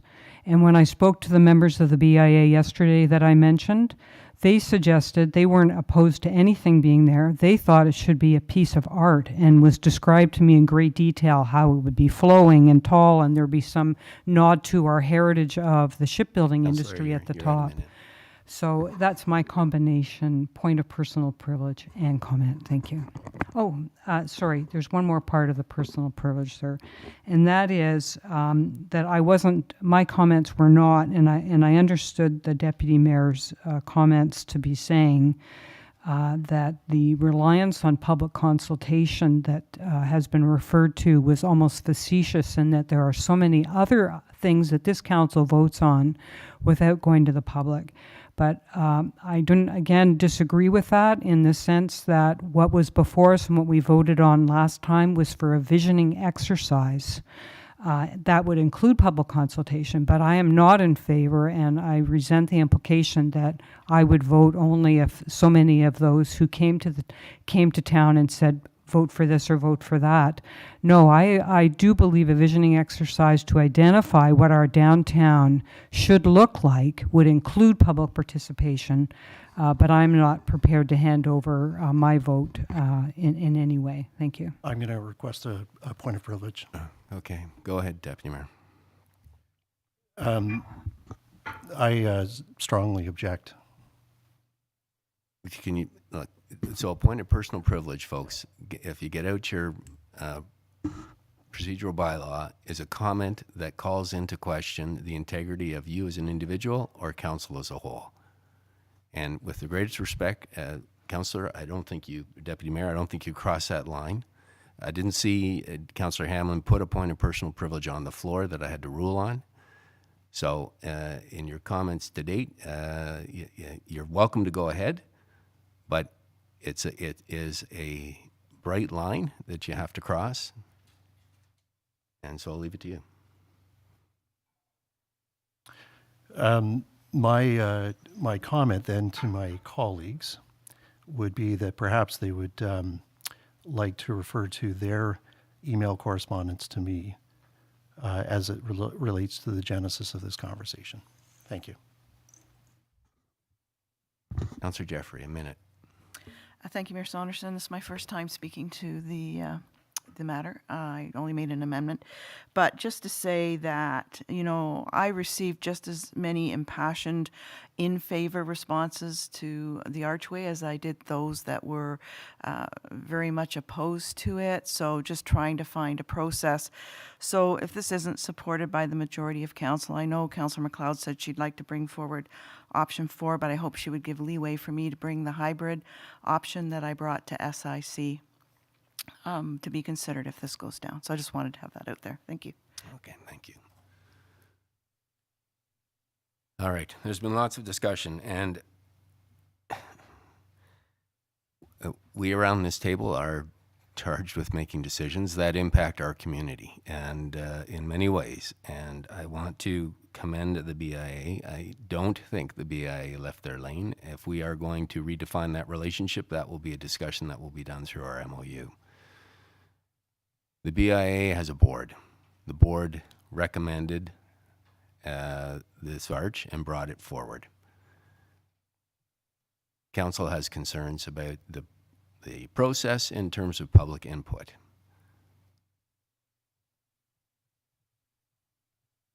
I would commend the BIA again. They went through their process. Their board made this recommendation. It's not for us to question the validity of that decision if a BIA representative reaches out to us. The BIA should be speaking, or the representatives of the BIA should be speaking to the BIA. That is their vehicle. However, the decision is here, and we as council are asked whether or not we're prepared to put this forward with questions about whether or not there was public consultation.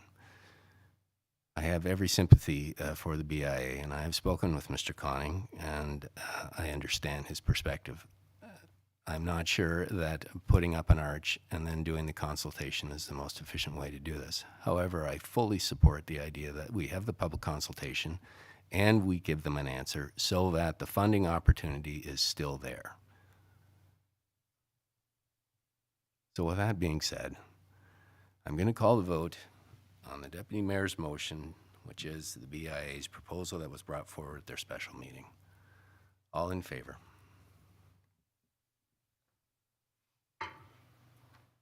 Duly noted. And opposed? All right. Councillor McLeod, you wanted to bring forward another option. Let's hear it, please. Yes, thank you very much, Mr. Mayor. And so the option that I am bringing forward was Resolution SIC-031-2022. It was previously moved at the SIC by Councillor Jeffrey and seconded by me.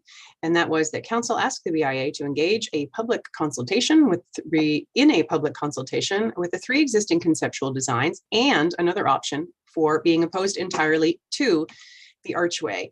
And I believe that the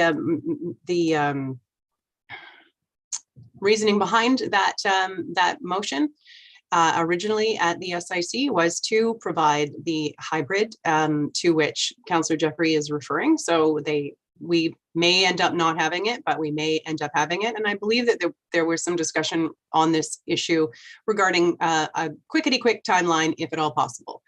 So that we don't end up sending federal money back, or that no one ends up sending federal money back if we possibly can avoid it. I'm going to look to Councillor Jeffrey. You're seconding that, so that includes your hybrid? Oh, okay. With the Yes, Your Worship, Councillor McLeod referred to the timing, which wasn't specifically in the original hybrid wording. right, okay. So with that, I'm going to look to staff, and I just want 2 points of clarification. When I look at the staff report from the SIC meeting, it talks about the public consultation being done through Engage Collingwood and other possible ways. And I'm just wondering, because Councillor McLeod mentioned that this would be the responsibility of the BIA, I'm wondering if the town can work with the BIA to facilitate this so that it can be done as quickly as possible. Thank you, Your Worship. I don't see a problem with that. All right, thank you very much. I'm going to look to General Manager Nicholson. When is the timeline that you were working within on this issue? The grant has been awarded, and I'm working through their contract right now. I would suggest that consideration be given, because there is funds in that grant, to do something at the south end, that we work concurrently, perhaps with, through public art process, that we look at something at that end as well, so that we've at least started that process. The rest of the grant is related to laneway improvements and enhancing the Discovery Collingwood app, which is aimed at bringing more visitation to the downtown. I would be happy to work with the clerk's office on the engagement process, but I think we should give consideration to moving simultaneously forward with something at the south end, perhaps working with Mr. Culver's department on something that could be both a public art piece as well as an entrance sign. I hesitate to use the word sign, but something that marks that you're coming into a heritage district. Okay, thank you for that. And so it's now April 19th. If we have this done, the public consultation by May 19th, is that feasible? Does that give time to, if we are moving forward, to continue with the contracts that you've got arranged? I think so. I mean, I've hesitated to reach out to the staff person because I wanted to get a better idea of where we were going with this. So I can now reach out to them and indicate that there is some issues, and the public consultation is a process that we need to engage in, and then see where we are from a time frame perspective that way. So if we have a report back to council by end of May, is that feasible, Clerk Thomas? Certainly, thank you, Your Worship. I think that's feasible. I do have significant concerns that we wouldn't be able to get the, I guess, meaningful input back without fully having an understanding if we're incorporating the other gateway into this piece of public consultation. So if that can be something we can discuss offline, but definitely proceed with this. Maybe you can do the public engagement in two separate parts for one and versus the other? Yeah. And bring that one back by end of May? Correct. And my apologies, Your Worship. The other piece of clarification I wanted, I think the hybrid option, because the original option in the report was the public consultation on the 3 existing conceptual designs, but it was also another option being imposed entirely to the archway. Just want to confirm that that's in this as well. Okay. I'm going to look to both the mover and the seconder. They're nodding their heads, but I'm also going to look to the mover and seconder to see if they are open to the friendly amendments in terms of the timeline and the town working with the BIA on the consultation process, and that there would be 2 consultations, one for the arch and one for the art feature at the other end. Okay, I'm getting a positive from both. All right, CAO Skinner. Thank you, Your Worship. And I have no concerns with working with the BIA on a public consultation for the south end, or that it starts as soon as practical. I just wanted to make comment that Director Culver's not in this meeting at the moment, and I would like to talk to him about the appropriate process, whether that was the public art process or another one that we might jointly develop through Engage Collingwood, such that there is public consultation. Thank you. All right, and does that work for you, General Manager? All right. Very good. $280,000 that I don't want to give back. Yes, we're with you on that. All right. So we've got then option 4 as amended on the floor. We've had good discussion, so I'm going to call the vote. All in favor? Oh, I have a question. Councillor Hammond. Quick Thank you, clarification. Mr. Mayor. I'm just wondering whether there should be another option, which is to allow for a visioning exercise to determine. I can hear the idea that public art should be the gateway at the south end. And what I'm hearing from the street, if I can put it that way, is maybe instead of a gate at the north end like proposed, it should also be public art. How can we take that into account? Like, can we ask? So that's why I'm suggesting another option, oppose entirely, or, you know, how does that lead us into what we do next? Will we just scrap it? And my suggestion would be, you know, the hybrid also include proceed to a visioning exercise for our downtown area. Well, we've got a motion on the floor. If you're proposing an amendment, you can put it on the floor and you can ask for a seconder and we'll deal with the amendment right away. Councillor Doherty? With respect to my colleague, that sounds like option 3. We already defeated it. If I can just respond through you, Mr. Mayor, I'm adding it as one of the options when we go out for public consultation. It might be this color, it'll be that color, it'll be no arch. Or my amendment would be another option, proceed to a visioning exercise for the downtown to deal with wayfinding. Well, I think if option 4 ends up with a no, then you're right back at square one and the visioning may be the way to go. But if you want to put that option on the floor to amend the current proposed amendment we have on the floor, then I'm happy to get a seconder and we can just call the vote on that. So is there a seconder for Councillor? All right. So we've had good discussion. All in favor of the amendment? And opposed? Councillor McLeod, are you voting? Okay, so there's a 4-all tie, so that's defeated. So that brings us back then to our hybrid option 4. It's on the floor, and I'm going to call the vote. All in favor? 2, 3, 4, 5, 6. All right, opposed? Duly noted, and that is carried.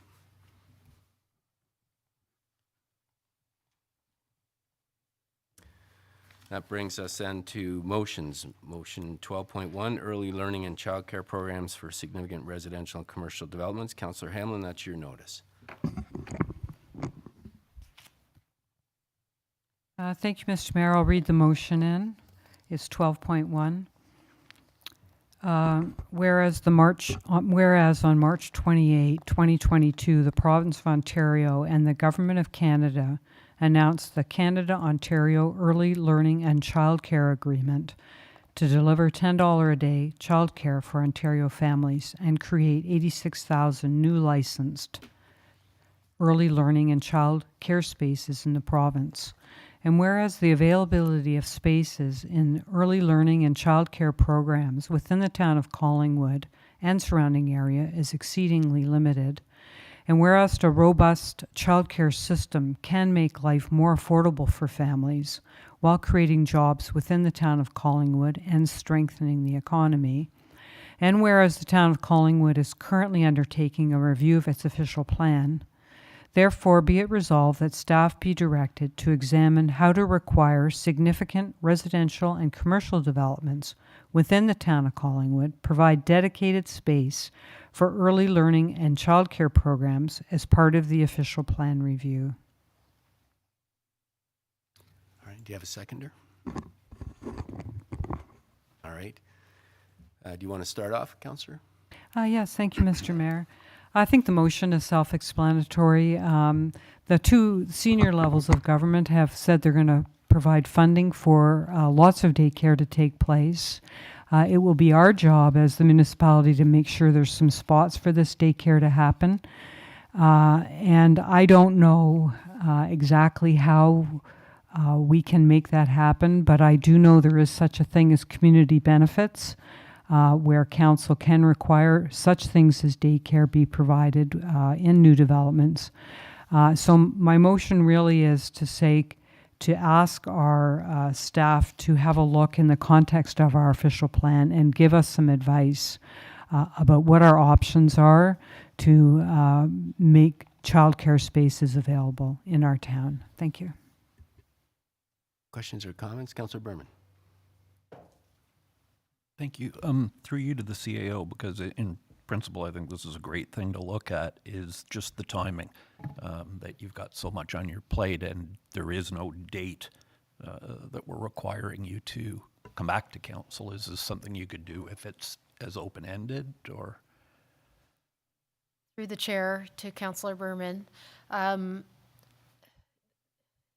The intention would be, as I understand it, that when the official plan comes back or during the consultation process that would still allow for public input, that some adjustments could be made to the official plan requiring or otherwise incentivizing daycare spaces. We don't have concerns at the face of it in providing the opportunity to have lots of daycare in Collingwood. We don't have a lot of money and time left in the budgets to do research for the official plan. So I don't have a concern with asking our expert consultants to weigh in and to provide the input that they can. I wasn't anticipating we would have time for a full staff report on this issue or significant research to meet the timeframes that council is asking for this project. Thank you. Councillor Jeffrey. Thank you, Mayor Saunderson. I thought in most cases with the things impacting the official plan that we simply referred them to that process. And in this case, I think I heard the CAO just say that's something we could do as opposed to staff weighing in. That if it were being referred to the consultants and the OP process, and we added the word to encourage and or require significant residential, I think that would be, I could support that. I just think all the other processes for the OP went directly to the consultants in terms of the OP. I would be happy with that amendment. Thank you. Councillor Carrier. I'm through you, Your Worship, to the CIO or Director of Planning. Is this something that could be considered when the town does its review for its development charges? So you could offer a development charge credit for a building proponent who is going to be offering enhanced space such as childcare facilities within their building. Director Valentine, are you able to assist, please?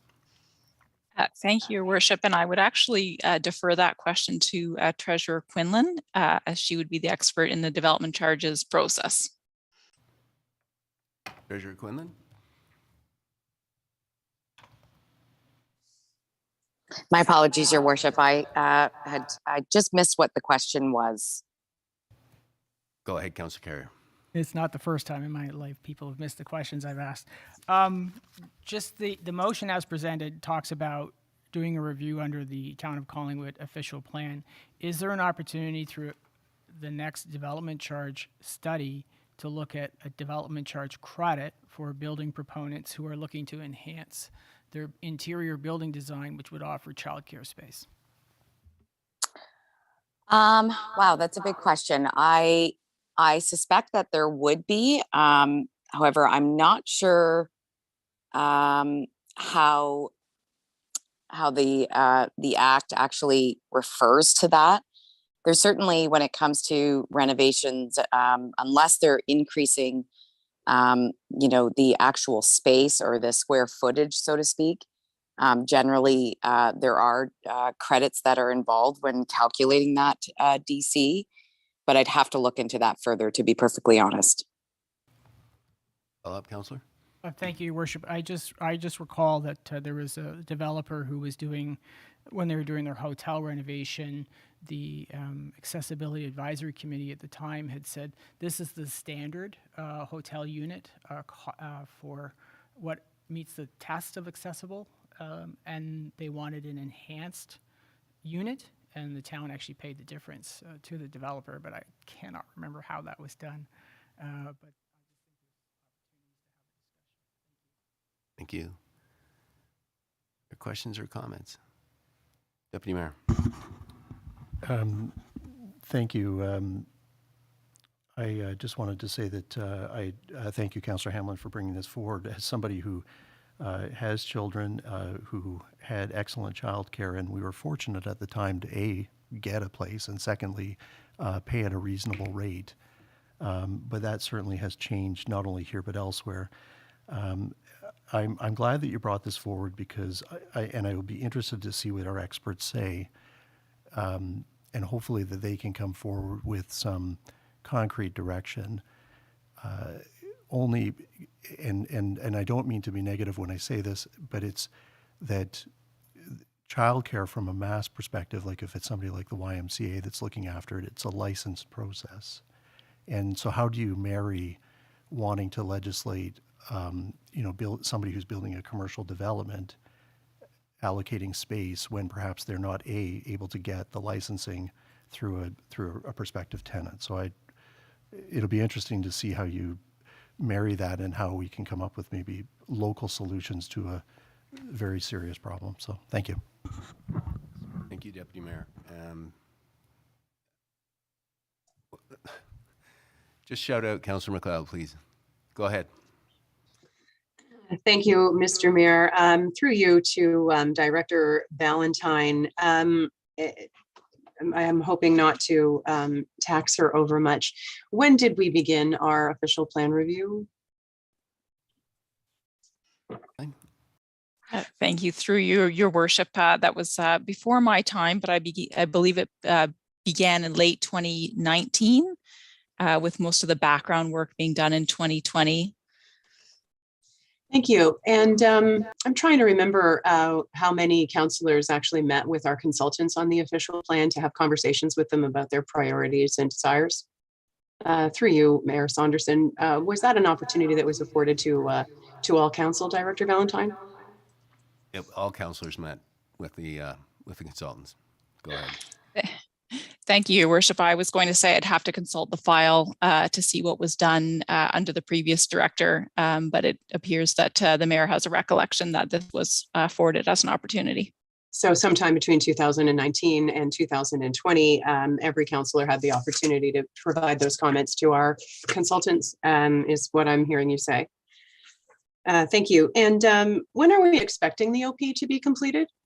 Through you, Mayor Saunderson, to Director Valentine. I know we had to push it back a couple of weeks because we've got a big development possibility on our plate, but I feel as though we're expecting it, momentarily. Valentine. Yes, thank you. And it's perhaps a more complex question than it appears. To deal with another matter for 3 to 4 weeks. That matter remains ongoing, and there's a decision point for council at its next meeting, and depending the direction provided from that decision point and how much additional immediate work is required for staff and the consultants, that would inform whether the official plan review would be delayed further. But if there's no further delay, we would be tracking to bring the first draft forward for consideration of this council, if it's appropriate to move to the public consultation stage at the end of May. Follow up, Councillor. Thank you. So 6 weeks from now is when we're expecting the OP. Okay, thank you. And through you, Mayor Saunderson, and to Director Valentine, and pardon my ignorance, but it strikes me that after we receive the official plan draft in 6 weeks, that there will be a consultation process with the public, and there'll be perhaps amendments. And then after that, we go through a review of our comprehensive zoning bylaw, which of course is the underpinnings of the official plan, wherein certain zoning requirements and things, prohibitions, and things that are allowed within each zoning area, that's where decisions get made about what's allowed in a property and what might be required in a property. Is that the case? Director Valentine. Thank you, through your worship, to the councillor. That's essentially a fair description of the process. The only thing that I would add is something of this nature where it's to be either required or encouraged on a large scale throughout the town for major commercial or residential developments. I would recommend a policy basis for that type of of requirement, and then it would be reflected as needed through zoning and other tools. Okay, thank you very much. Those are my questions. All right, I have some questions, and I want to pick up on the threads that the deputy mayor was talking about, and that is that the county does, last year the county, or this year, the county's received $48 million for implementing childcare and early years learning throughout the municipalities of Simcoe County. And the province has recently signed an agreement with the federal government for $13.2 billion over the next six years. So I'm hoping that those funding envelopes to the county will increase. And it seems to me that there's a fair bit of expertise and bandwidth at the county, and that it would be helpful for our staff or our consultants to have access to that expertise in terms of looking at ways that we can incent childcare in our community. So I'm going to look to Councillor Hamlin and suggest to her that if she would include wording that our staff and consultants work collaboratively or in consultation with the Simcoe County to look at this issue, because it is an important issue, and we saw certainly through the pandemic with many of our emergency frontline workers that childcare was a very big issue. So it is a problem we have, but I think the expertise is actually just down in Springwater, and would want our people to have access to that, particularly with the hopeful significant increase in the funding, as well as the reduction in costs for our residents. Yes, that would be great. Thank you. All right. So I think we've had good discussion. The motion has been amended a couple of times, and I hope staff have got a record of those amendments. Is it clear? Is anyone not clear on what we're voting on? No? All right. So I'm going to call the question then. All in favor? And opposed? So noted.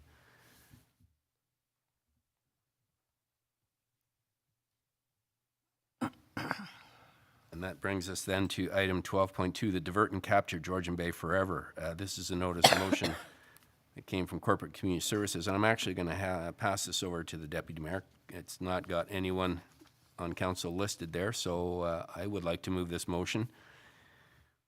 And it reads that council endorse the work of Georgian Bay Forever and the filtration project, and lobbying the provincial government to work with industry, the manufacturing industry, to make filtration systems mandatory in all washing machines. And this is something that my household's been involved in. We're one of the guinea pigs locally for the project with Georgian Bay Forever. It has been a big project at the Great Lakes St. Lawrence Cities Initiative, and they are also pushing through advocacy to lobby upper levels of government to make this mandatory for new washing machines. So I would like to move the motion. Thank you, Mayor Saunderson. And with that tabled, I'll look for a seconder. And Councillor Doherty is our seconder. Are there any questions or comments before I call the vote? Seeing none, then I will, sorry, yeah, go ahead, Councillor Doherty. Yes, I would like to comment as another guinea pig for this program that the results that you can see every week or maybe more often when you do laundry are just shocking, that all of this microfiber is actually going into our lake.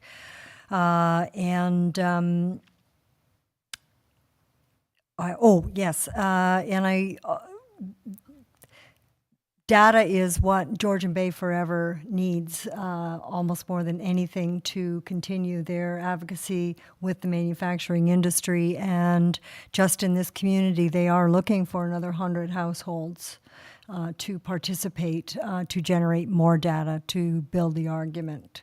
So that's just my 30-second ad. Okay. Were there any other questions or comments?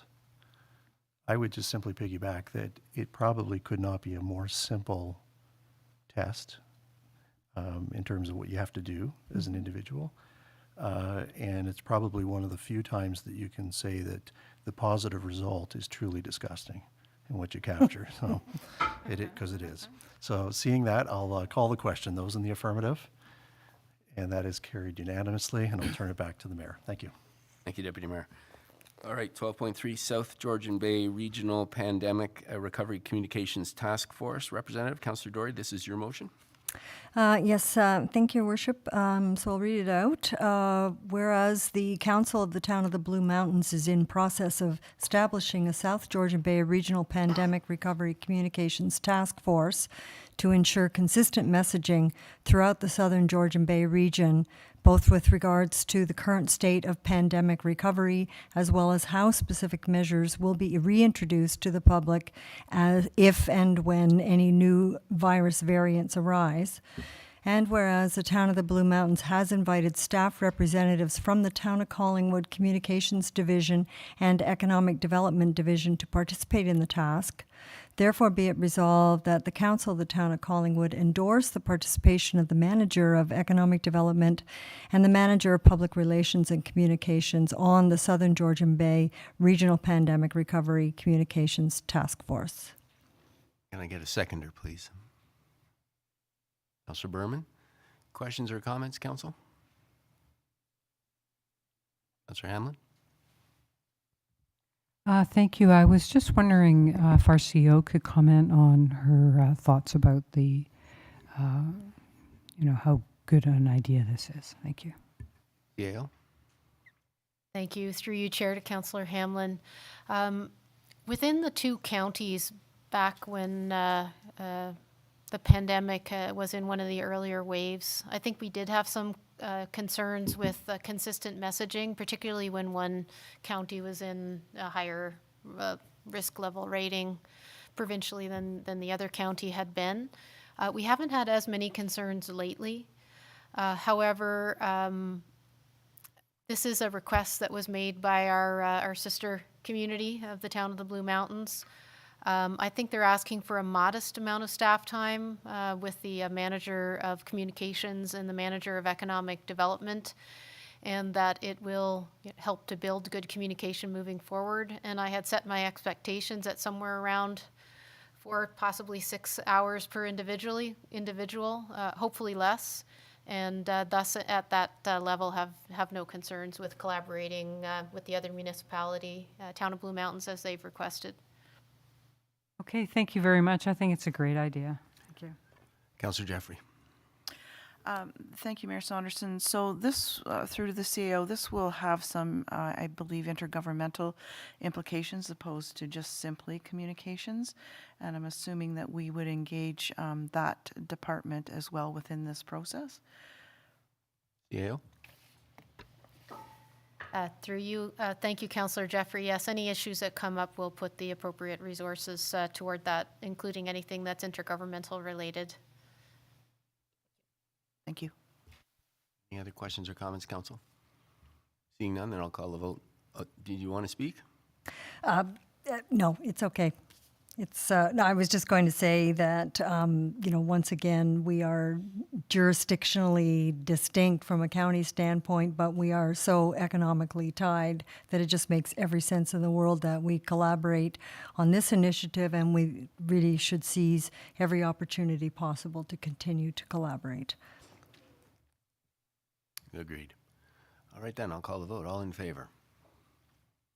And that is carried unanimously. Thank you. 12.4 is Corporate and Community Services Standing Committee appointment for Councillor Carrier. And the resolution reads that Council authorize the appointment of Councillor Christopher Carrier to the Corporate and Community Services Standing Committee. Can I get a mover and a seconder, please? Councillor Berman, Councillor Jeffrey. Good addition. All in favor? And that is carried unanimously. Thank you. Are there any notices of motion tonight, Council? Councillor, Deputy Mayor, sorry. Thank you. It would be a notice of motion based on the clarification. I apologize. I had made the comment earlier during the discussion regarding the update from the CAO specific to the ICBL. And I wasn't sure. I thought I heard both reconsideration, but I also heard notice. So if I could, I'm happy to do it, whatever. Just let me know. Clerk Almus. Well, certainly, I did review the motion, so we will have to take a look at the next steps because it says council or standing committee, but we'll make sure that whether it's on as a notice of motion or as a notice of reconsideration, we touch base with the deputy mayor this week and ensure it's included on the agenda next week. Yeah, thank you. That's fine. Good. Thank you. Any other notices of motion? We have the county report. I didn't give the deputy mayor any heads up. I don't know if there's anything you wanted to speak to tonight, Deputy. Yeah, I would just, I think there were two items that I just wanted to mention as it related to last week. As many of you know, because it was mentioned on a couple of occasions, particularly from the county, that there was both council and committee of the whole in the morning, but then more importantly, there was a meeting in the afternoon that was essentially referred to as a workshop conducted in a meeting fashion, to which staff and then more importantly consultants from Henson, North-South Environmental and Meridian Planning provided an update and their findings as it relates to the MCR planning project that is something that was instigated through the province, and instruction was given that the county complete and provide comment as it relates to growth moving forward. And I think that I don't want to oversimplify. The presentation was excellent, it was exhaustive, but it was very focused to the south of us, to the southeast of us, in terms of areas that are growing perhaps maybe closer to the GTA. So I'm talking about the communities, of course, that are neighboring, such as Bradford, West Gwillimbury, Innisfil, New Tecumseh, Agila, Tosserano to a lesser extent, and the pressures that they're facing. I was actually surprised there was a lot of time given to the city of Barrie specific. I wasn't, that was something I was not necessarily expecting. And unless you recall differently, there was nothing that came out of that presentation that was, I want to say, unique or, earth, or directional changing as it relates specifically to our municipality or even the two neighbors, Clearview and Wasaga Beach. So it was an overview in that respect. The other thing I just wanted to comment, and then maybe I could ask through our CAO, if perhaps a further comment could be given at a date sometime down the road from our treasurer. And it's specific.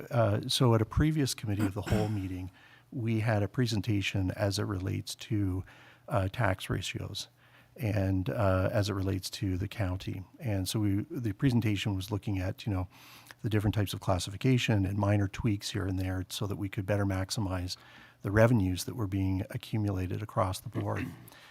But one of the things, and Mayor Saunderson, with a bit of latitude, I make this comment sort of, as you know, with my other professional lens, is that, and I have concern to this, and that is that for the public, if they were to go to public sites like Realtor.ca, for example, and they were looking at a property in Collingwood, and just for the public's information, in the month of March, off the top of my head, there was something in the neighborhood of about 50 plus sales of single family residential. So that's not including commercial, industrial, et cetera.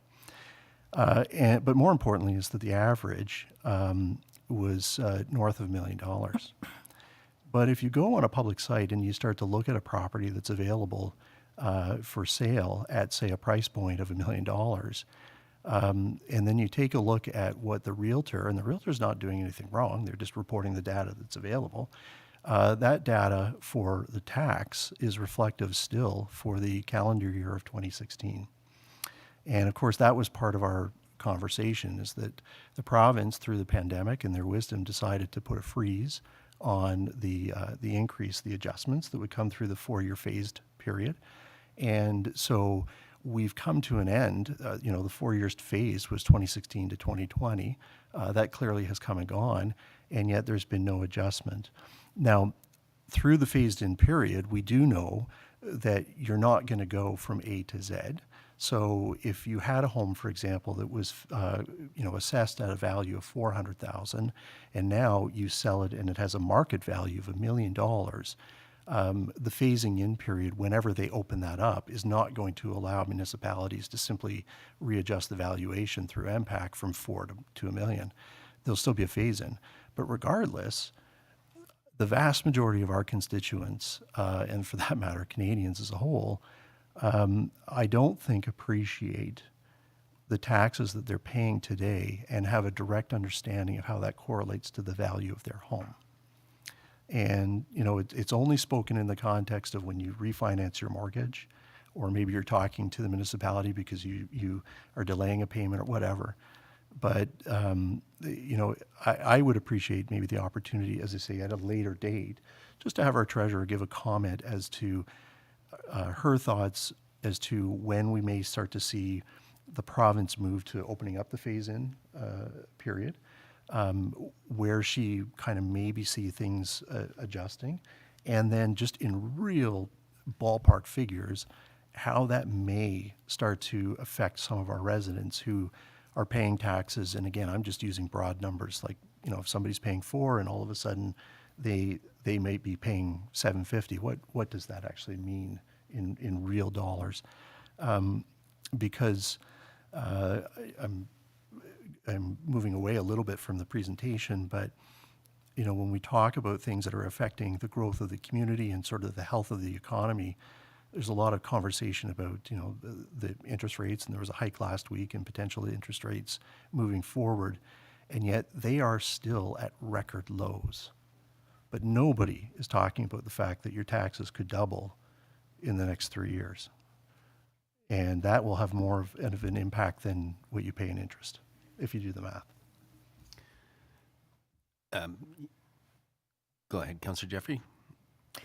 So just as a clarification, my understanding is in terms of the increase, if MPAC reassesses over everybody and the average increase is 30%, it only impacts your taxes if they go down if you're under the 30% increase, or they go up if you're over the 30% increase. So I'm not sure that we would need to be feared about them doubling or tripling. I think it depends where you fall in the average property value increase.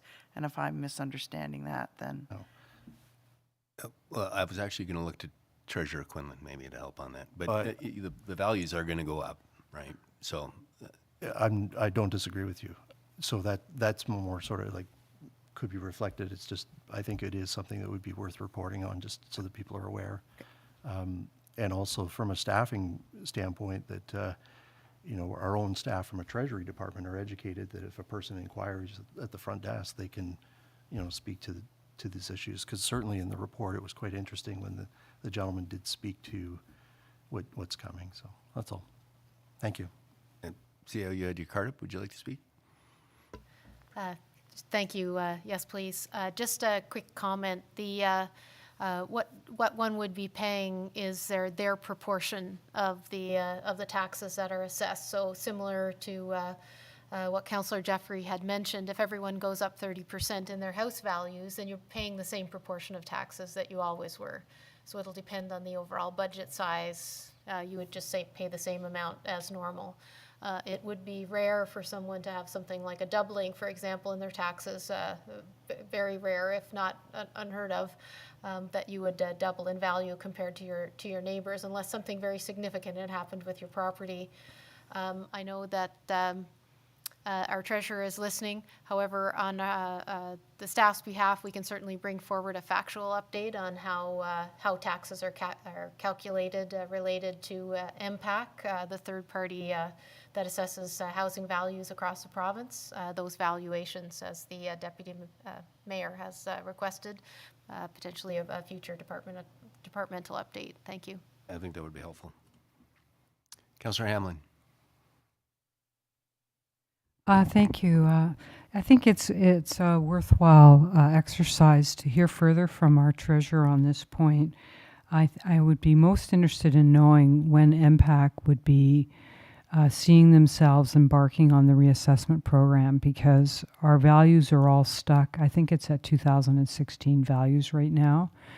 And what I'm particularly worried about isn't so much, everyone's values double. And so, we're still collecting the same amount of tax, so no one's individual taxes go up. But I think what's also happening in our community, and probably others, is that as new houses are built, they are assessed at the value, at the high value at which they're being purchased. I don't think they're backing them down to 2016 values. So I'm quite concerned, and I'm hoping also our treasurer could just comment if what I'm worrying about is right, because we are going to be moving towards a system then, if I was right, where things are out of balance. New homes will always be assessed and pay higher taxes than the existing community, and that would be a bad idea. So we would then maybe be asking the province to implement a system of tax increases that are spread out over a long... Well, anyway, there's a million ways to address this. I won't say any more. Thank you. Yeah, and I know through my practice MPAC, if a property is sold, they will update to reflect the value of the sale as well.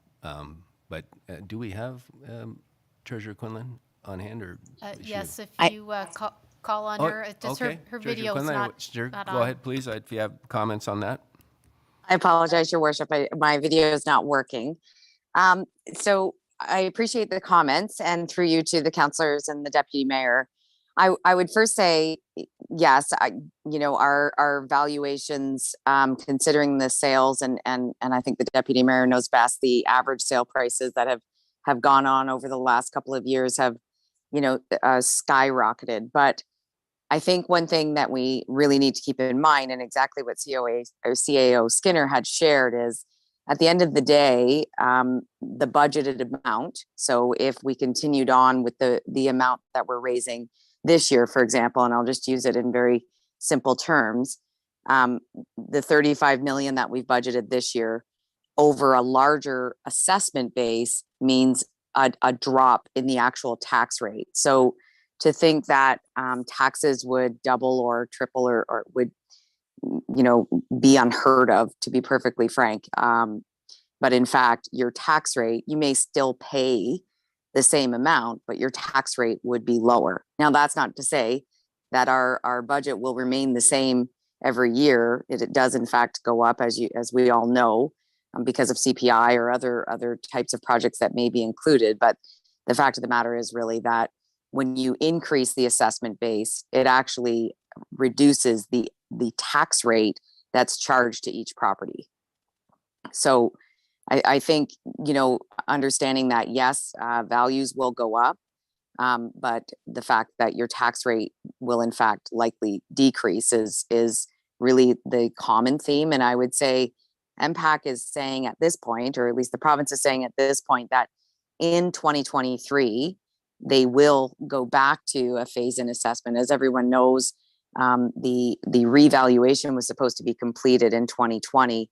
And of course, because of the pandemic, they weren't able to do so. But they have carried on with the valuation, and what they're saying at this point is that they believe it will be completed and in place for 2023. So that's what we're looking forward to do, and we'll hopefully get an update sometime in June to see how far they've gotten at this point. Thank you, Treasurer. Councillor Carrier, you had your card up? Did, Your Worship. When Municipal Tax Equity used to do the presentation at the county, it was my favorite meeting of the year. When we got to talk about the tax fairness ratios, we got to talk about what the assessment phase-in values were going to be. And I don't want to be a doomsday Danny either, but it's a situation where the gap is getting significant between 2016 and 2023, I guess, is when they're going to start phasing it in. It's the shift within the residential class. Like we talk about everything being equal, well, let's say the bottom end of the market may have increased disproportionately higher than the highest end of the market. So it's really going to be the analysis of the shift within the residential class, who's paying more. And with respect, I mean, yes, the tax rate can go down, but at the end of the day, if I'm cutting a bigger check, I might be more angry than somebody who's paying either the same or a little bit less. The other issue that municipal tax equity always brought up, and this speaks to the unfairness, I think, of some of the voting at the county level, is the urban municipalities tried time and time again to get the tax fairness ratios moved. And in this particular, in the recession of 2008, what we tried to do was the province had set what the tax ratio should be for non-residential properties, and we tried to get the county to move it by 5%, which really resulted in about a $5 to $10 charge on residential assessment back then. And I mean, you know the numbers at the county, 16 municipalities, well, there's only 5 urban, and the 11 voted in their self-interest instead of voting in the interests of tax fairness. So in some regards, it's not a local decision. It is a county decision. However, it is something that should be talked about, especially, I would say, post-June at the local level. Yes, and County did receive a report, and we accepted the recommendations of Hemson. So there was unanimity across the county in terms of the relative rates for the different characterizations or types of property. Any other questions or concerns on that? Seeing none, that brings us into our consent agenda, and the resolution reads a general correspond. Oh, that's not what the resolution says. The resolution says that council hear and receive the general consent agenda, and further that the information and opinions provided in the general consent agenda items are those of the authors and are not verified or approved as being correct. 15.1, Proclamation Earth Day, April 22nd, 2022, and the clock tower will be illuminated green from April 22nd to 29th. And there's a flag raising, as Councillor Doherty pointed out, on Friday at 2:45 p.m. at the library. 15.2, Proclamation Daffodil Month, the cancer campaign. 15.3, Proclamation Dig Safe Month. 15.4, Friends of Grain Elevators, Collingwood Grain Terminals Revitalization Project. That comes all the way to us from Thunder Bay. 15.5, Dave Maney, BIA Entrance Archway. And 15.6, City of Waterloo, Ontario Building Code. That item was pulled from the general correspondence list. So first I'll vote to receive the general consent agenda, and then I'll ask for items to be pulled. Can I get moved by Councillor Berman, Councillor Doherty? All in favor?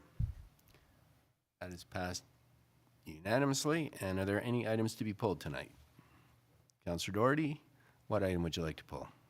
15.6, and if no one else does, I'll pull 15.4, please. All right. Councillor, are there any other items to be pulled tonight? Seeing none, go ahead, Councillor Doherty. Thank you. So 15.6 is a resolution from the City of Waterloo to the province, asking them to incorporate in their proposed update of the Ontario Building Code general alignment with the draft National Building Code, which is coming down obviously from the feds, which in their view is more robust. It incorporates better energy performance tiers, timelines, and minimal performance standards. And none of these are included right now in the draft provincial version. And so the resolution is very lengthy, but it does reference City of Waterloo targets for emission reductions, which are milestone 2. Our community has just completed milestone 1. Congratulations, Climate Specialist Yardy. And also their very soon to be completed green development standards, which they initially will apply to employment lands and to their energy providers. I'm just wondering if, through you to the CAO or to someone who might be speaking for climate specialist Yardy, because I'm not sure she's in our meeting, if I could just ask a couple of questions. Go ahead. Thank you. So the first is what we have just completed milestone 1. What is the anticipated target date for completion of the town of Collingwood emission reduction targets? So that is milestone 2. CEO Skinner. Thank you, Chair. Unusual for a normal council night, I do believe we have climate specialist Yardy available to address the questions. So I'll refer over to her, please. All right. Terrific. Manager Yardy, are you present? Actually, Your Worship, it's Melissa McQuaig here. Hi, Manager McQuaig. Go ahead. Yeah, Climate Specialist Yardy is not with us this evening, but she did provide some feedback on these questions. So I'll be responding on her behalf. Thank you. Go ahead. So through you to Councillor Doherty, Nicole has indicated that the corporate emission reduction targets are anticipated to be shared in a staff report with Council in July for approval. And if approved by Council, that will satisfy corporate milestone 2 of the Partners for Climate Protection program. Thank you. Follow-up, Councillor? Terrific. Great work. So my second question was, is it our plan to establish green development standards in our municipality, either for commercial or residential or both, and for new builds and or retrofits? Manager McQuaig? Thank you, Your Worship. Through you to Councillor Doherty. So Nicole has indicated that the creation of green development standards for Collingwood is one strategy the town could pursue to reduce building emissions. The town of Blue Mountain staff have also expressed interest in developing green building standards for their corporate buildings before expanding to all new developments in the town later. Nicole indicates she has not seen this done before, but there could be an opportunity for Collingwood to partner with neighboring municipalities to develop a standard in that area. Nicole has also reached out to her contact at Simcoe County Sustainability Office to see if they have explored the possibility of developing green building / development standards for the county as a whole, or that we could adopt. But she has not heard back from them yet, as the primary contact is away until middle of next week. So we will follow up once we hear back from them. Thank you very much. That's great. I'll just mention that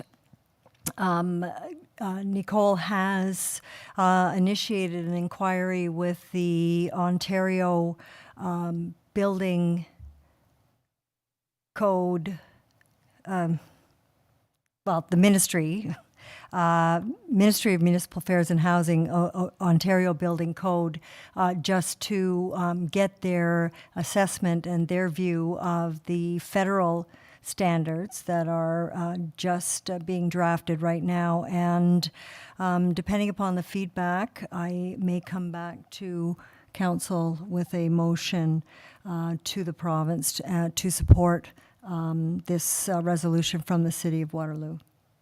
Okay, thank you. Any questions or comments on item 15.6?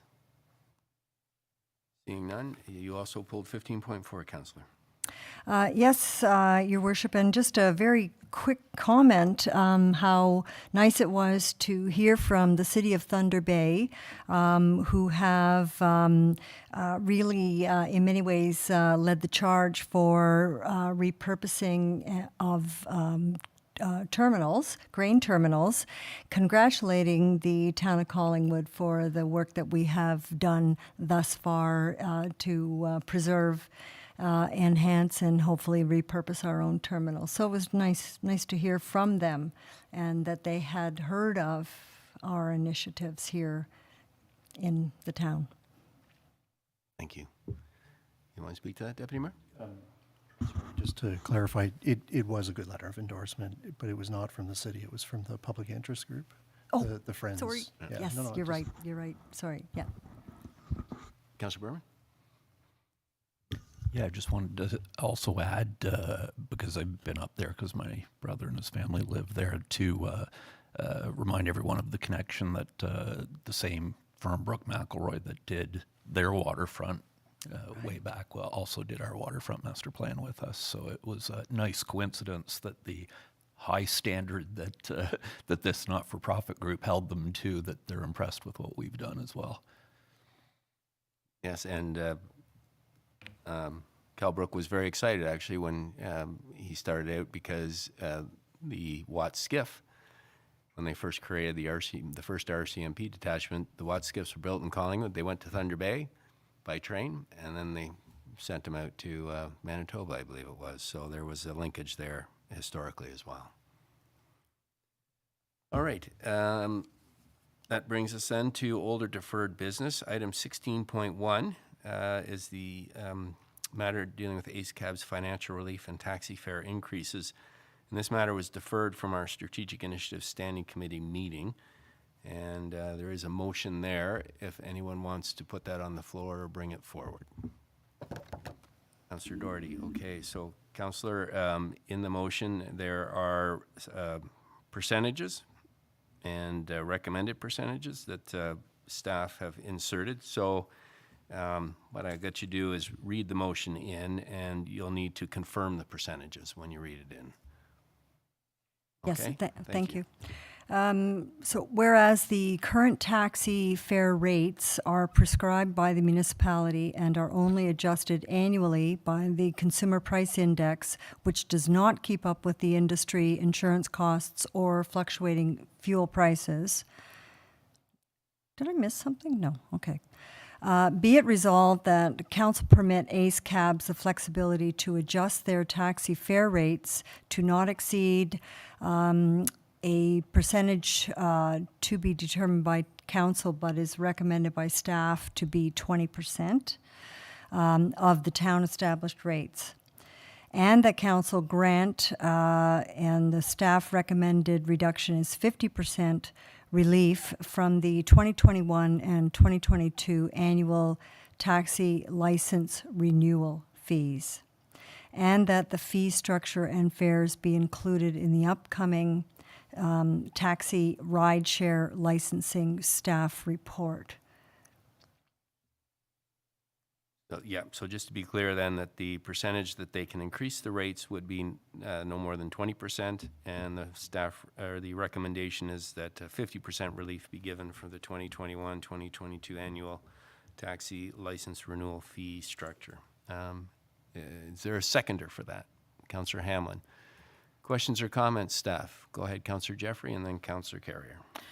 Thank you, Mayor Saunderson. If we could sever out the middle regarding the relief from the annual taxi license renewal fees, please. Yes, we can do that.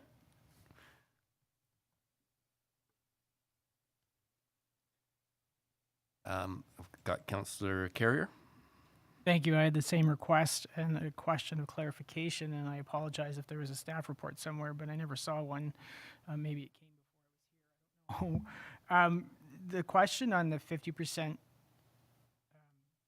reduction in the annual taxi license fees, is there a for-profit motive on that? Like, I mean, do we charge them just the cost? So the cost would then be borne by the taxpayers by granting relief on those fee charges?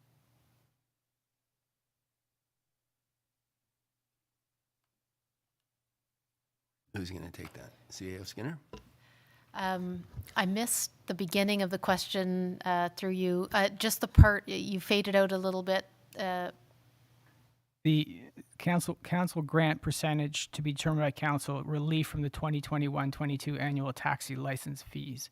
Is that a cost recovery for the municipality? So if it costs us $100 per taxi, we're charging $100 per taxi. We're not tacking on a profit motive on those things. So if we don't charge it, does that mean the general taxpayer is bearing the cost? The intention, through you, Chair, with these fees is that we recover some or all of the costs required to operate the licensing services that we provide for the community. I don't believe we have a full quantification on whether we're charging too much or not enough, but overall, the bylaw services that cover this, this portion are partially tax supported, and that if we don't recover the full amounts, and I believe it is in the range of $7,000 for the total amount for the year. And if that 3,500 or so is forgiven, then that would fall to the taxpayer if required during the year to make up the difference.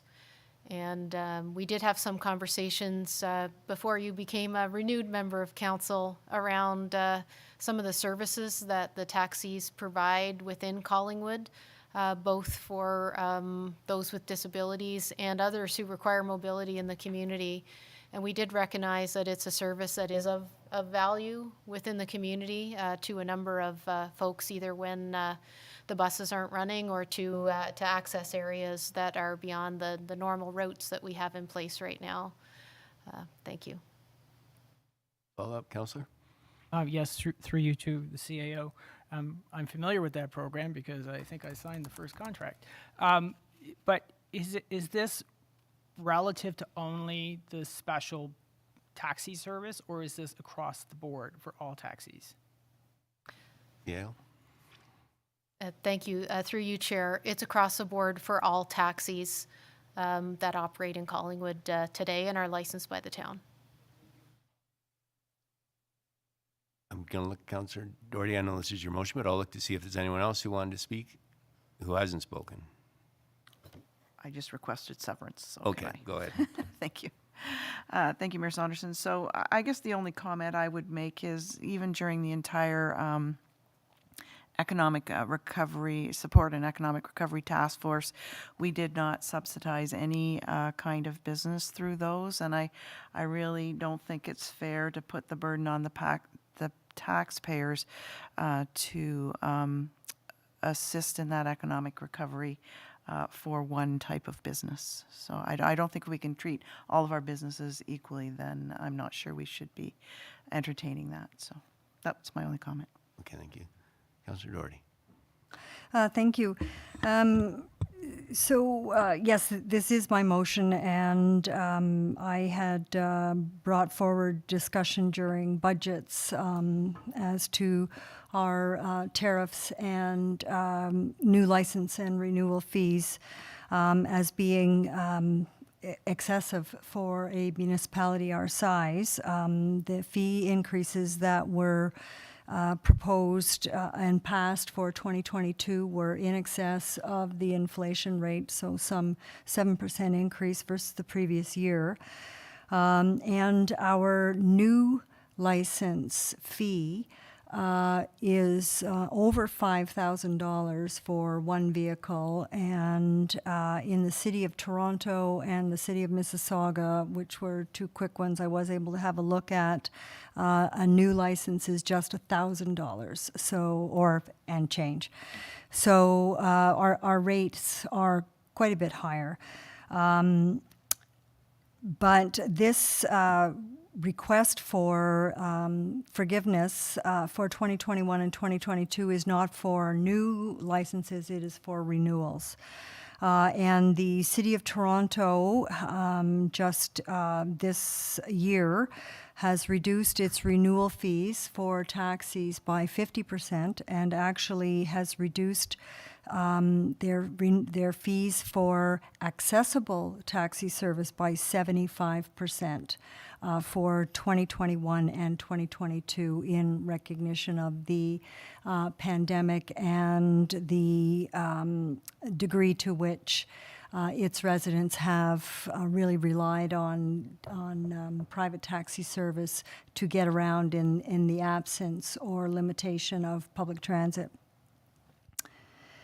And as far as the tariff, 20% increase, in my view, these people or this industry has to compete with other rideshare programs like Uber and Lyft. And to me, if they wish to increase their fees, then that is up to them, and they can judge how competitive or not competitive they will be with an increase in their tariffs.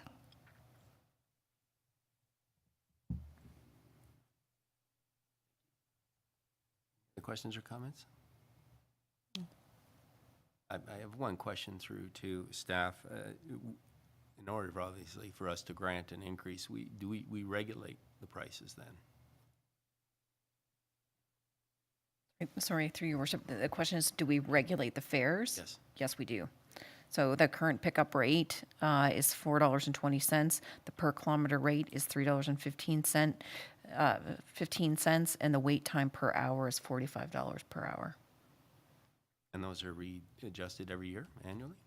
CPI. Thank you.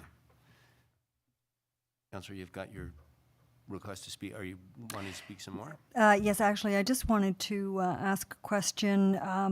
We had, and actually the motion does refer to the fact that there was an upcoming taxi or rideshare staff report, and I was just wondering what the ETA for that report was. Thomas? Certainly, thank you, Worship. To answer Councillor Doherty's question, I think originally we had looked at, they had identified the second quarter, but it looks like third quarter now. Okay, thank you. All right. So we've had a request to sever the two terms. So we'll be voting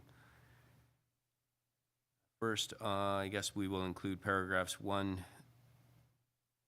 2, and leave it at that, actually. So the first two paragraphs then. Yep. I believe you would want 1 and 3. It's the middle one that I wanted out separately on the taxi license renewal fees. Right. I've severed the two, so I was just going to vote on the first two paragraphs together and then the second two paragraphs together. I'm seeing a whereas and then 3 operatives. So I would see a be it resolved and then the last and that, unless I'm looking at the wrong spot. Well, there's a paragraph above the first be it resolved whereas. So I've got a whereas and then a be it resolved. I've clumped those two together and then I've put the and that, two and that paragraphs together. I've got 4 paragraphs in my resolution. As long as we vote on council grant 50% relief from 2021-2022 annual taxi license renewal Separately? fees separately, Yes. I'll go with it. Okay. All right. So then I'm going to call the first vote, which is the first whereas, and then the recommendation that we grant Ace Cabs the flexibility to adjust their taxi fare rates to not exceed 20% of the town established rates. Deputy Mayor? Sorry, if I may just ask a question of clarification through to the clerk. The clerk just made reference to a staff report that's coming forward. These recommendations that have been tabled were recommendations put forward by staff. Is it safe to assume that there wouldn't be a contradiction when the report comes forward? Clerk Thomas? Certainly, thank you, Your Worship. There's a number of options that I know that staff are looking at for this report, and I think, I believe staff felt that this was a reasonable approach. Regardless, whatever comes into effect will come into effect for 2023. So it will be once, and the report that we're getting in the third quarter of this year is the report on the rideshare licensing. Together with the whole taxi licensing bylaw, as well as rideshare. So thank you. I appreciate that. I mean, I think that clearly answers the question as it relates to retroactive for 2021, 2022. But are we tying or bounding ourselves in any really way as it relates to the first part, which is the 20%, to have a staff report come forward in Q3 that may offer a different view? Clerk Almus, I guess it would be if the staff report had something different, would it require a reconsideration? But it's not coming into effect till 2023. Correct. Right. So it won't. I think staff will take into account this direction that's been provided this year. Regardless, a new council can make a decision without reconsideration that overrides a previous decision. So they could technically, in the fourth quarter, put it back prior to 2023 to a different rate that they so choose. But I think staff are confident in putting forward this recommendation to council for consideration tonight. Okay, thank you. I appreciate that. I guess the follow-up question is, would it make sense to refer it back? Because if it's going to be determined on the staff report that's coming in Q3 and it doesn't kick into effect to 2023, would it make sense to just refer this back for inclusion in the staff report? Save and except, I guess, to the issue of the relief. I mean, I guess on the go-forward rates, but on the relief, the 50% relief going back to 2021 and 2022, is that part of the staff report that's coming in Q3? For the relief, no, it won't be. It would be, if we decide to carry on with taxi licensing, it would be to identify what the amount would be going forward. But on the 20% rate increase, it's not effective till next year. So I guess I'm just wondering of the urgency of dealing with this now if it's going to come up in the report. Go ahead, CAO. Thank you. Should council make the decision that we would allow up to a 20% rate increase under our taxi licensing regime, the intention would be that it would take effect as soon as practical, and that it be in place for 2022, knowing full well that the company operating the cabs may or may not take advantage of the full amount because they need to also have a business with riders. One of the things that really changes the paradigm for the report that's coming up in Q3 this year is the whether council sees fit to regulate, allow, and if they allow, then to regulate ride shares such as Uber and Lyft within the town of Collingwood. So it's quite a different paradigm, that discussion that council will have in front of it when the report comes forward later this year. Okay.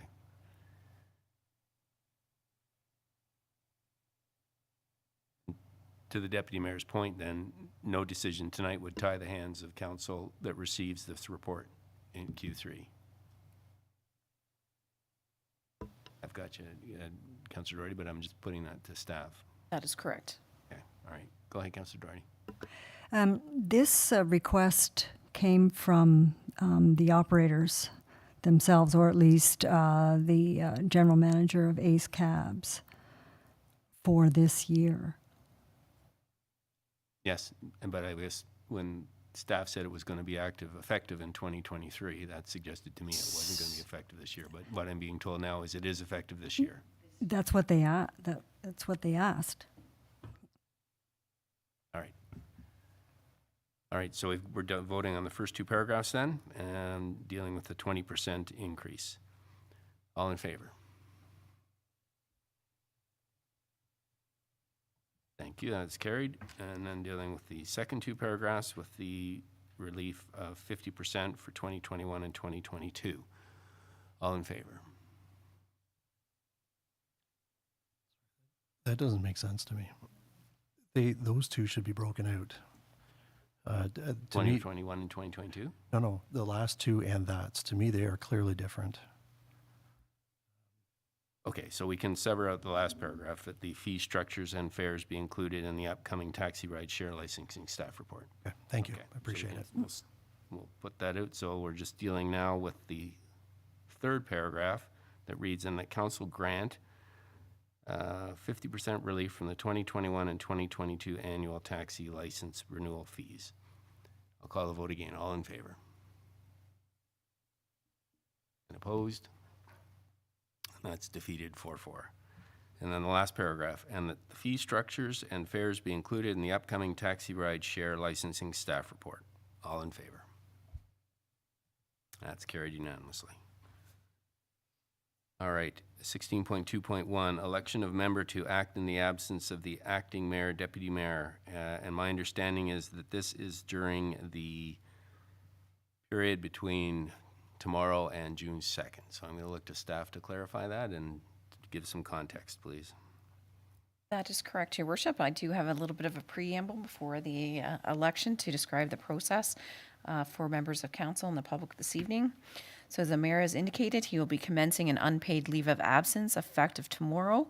The recent amendment to section 2.5 of the procedural bylaw provides the deputy mayor will act in the absence of the mayor. The county councillor alternate will act as the deputy mayor, and the council shall appoint an alternate member to act in the event the deputy mayor Hall or Councillor McLeod are absent.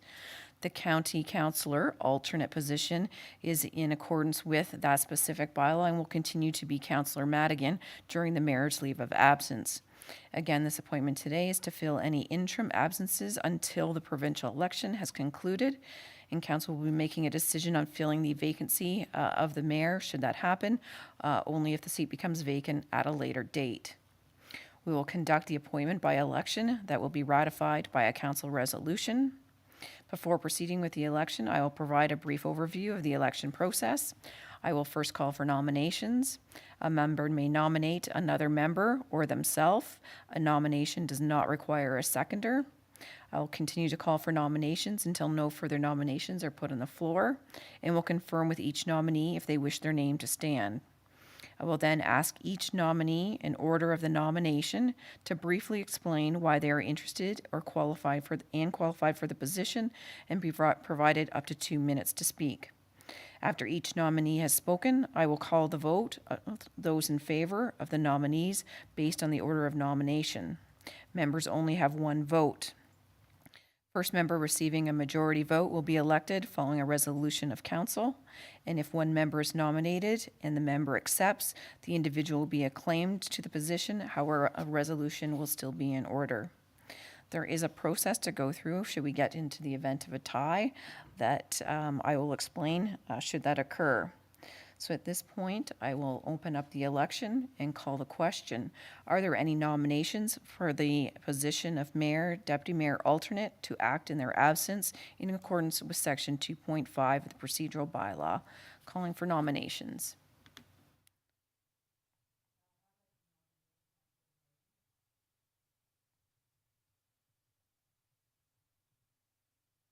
Thank you. I'd like to continue to call for nominations. Sorry, my sound dropped out and my picture froze. I'm not sure what just happened. Certainly, I can confirm that Councillor Doherty has been nominated, and I'm calling for a second time for any further nominations. Looking for any further nominations, and a third and final time. Seeing no further nominations, I will close nominations, and I will ask Councillor Doherty if she would like her name to stand. Yes, I will. Thank you. Perfect. At this time, then, we will expect a motion for council, and I can read it out, Your Worship. The council herein appoint Councillor Doherty to fulfill the duties in the absence of the acting mayor and deputy mayor in accordance with section 2.5 of the procedural bylaw for the duration of the mayor's leave of absence. I'll have that moved by Councillor Hamlin. And who would like to second that? Councillor Carrier. Was a lineup. All right. Any questions or comments? Seeing none, then I'll call the vote. All in favor? Congratulations, Councillor Doherty. It was a tough fight. Is there any other business tonight? Councillor McLeod? Thank you. In light of what we have just done, I would like to take a moment to thank you, Mayor Saunderson, for the service that you have provided to the town of Collingwood in your roles as deputy mayor and mayor. The work that you did to bring in a judicial inquiry was important, it was necessary, and it was risky, and it was brave. Your efforts shone some disinfecting light on a dark and dirty time in our town, and the results of the inquiry have made our community better. The recommendations from the inquiry will prevent other municipalities from suffering through the infamous treatment that our taxpayers went through. Your work is the reason that I tried my hand at public service, and I'm glad to have served alongside you. I have learned a lot about leadership from your example and a lot about empathy, and I'm grateful for those lessons, and I wish you all the best. Thank you, Hear, Councillor. hear.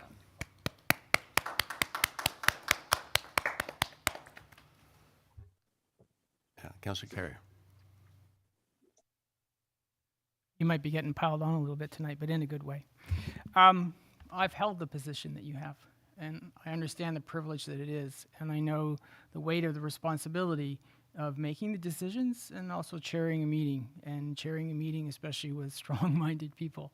I voted for you when you were deputy mayor because I was absolutely sure that you were going to bring integrity back to the table as a focal point, and you and your incumbents who were reelected in 2018, I think, did that.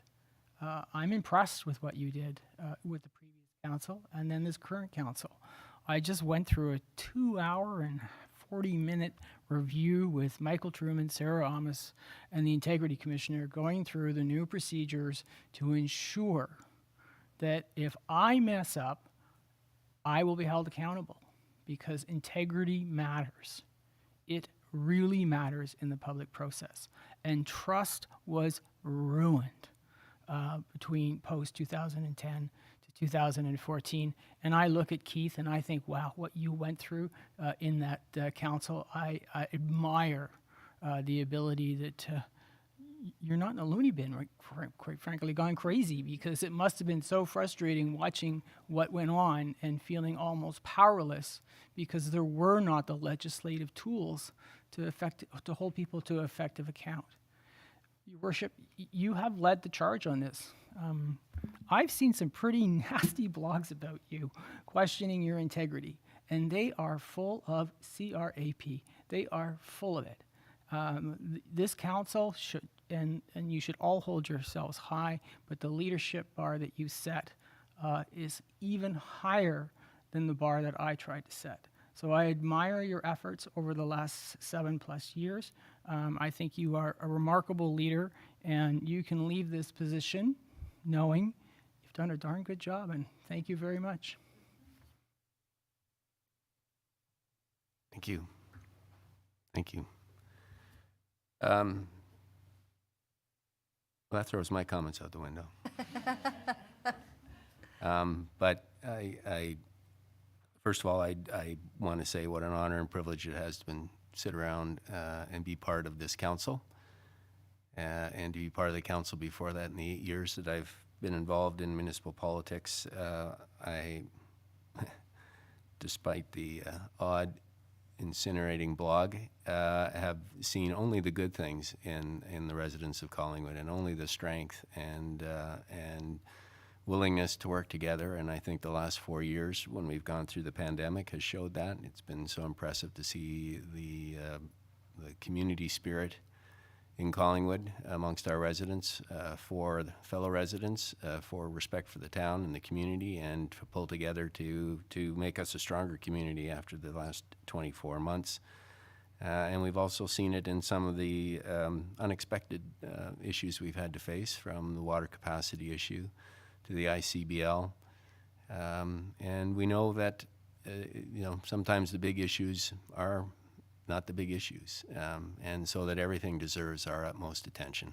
And at the end of the day, what I think the biggest lesson I've learned around this table is that it's teamwork, and it's a community we're building, and that involves the residents of this great community. It involves people around this table, and it involves the exceptional staff that we have here at Town Hall. And though we may disagree around this table and have strong opinions, at the end of the day, we're all working together to make this a stronger corporation that serves our residents in ways that are progressive, innovative, and sustainable. And I think over the last 4 years, we've done that. And it hasn't been easy. But I don't think I think we worked very hard together to make sure that we are, when we get up and leave the table, still a team, still part of Team Collingwood, and doing what we believe is best for our community. And if our ideas don't prevail, that we work together to make the ideas that were passed and the resolutions that we did pass work for the betterment of our community. So I want to thank each and every one of you. It's been an honor and a privilege, but I'm not going far. And I hope I will still be very much part of this community and our efforts to improve it. So thank you all.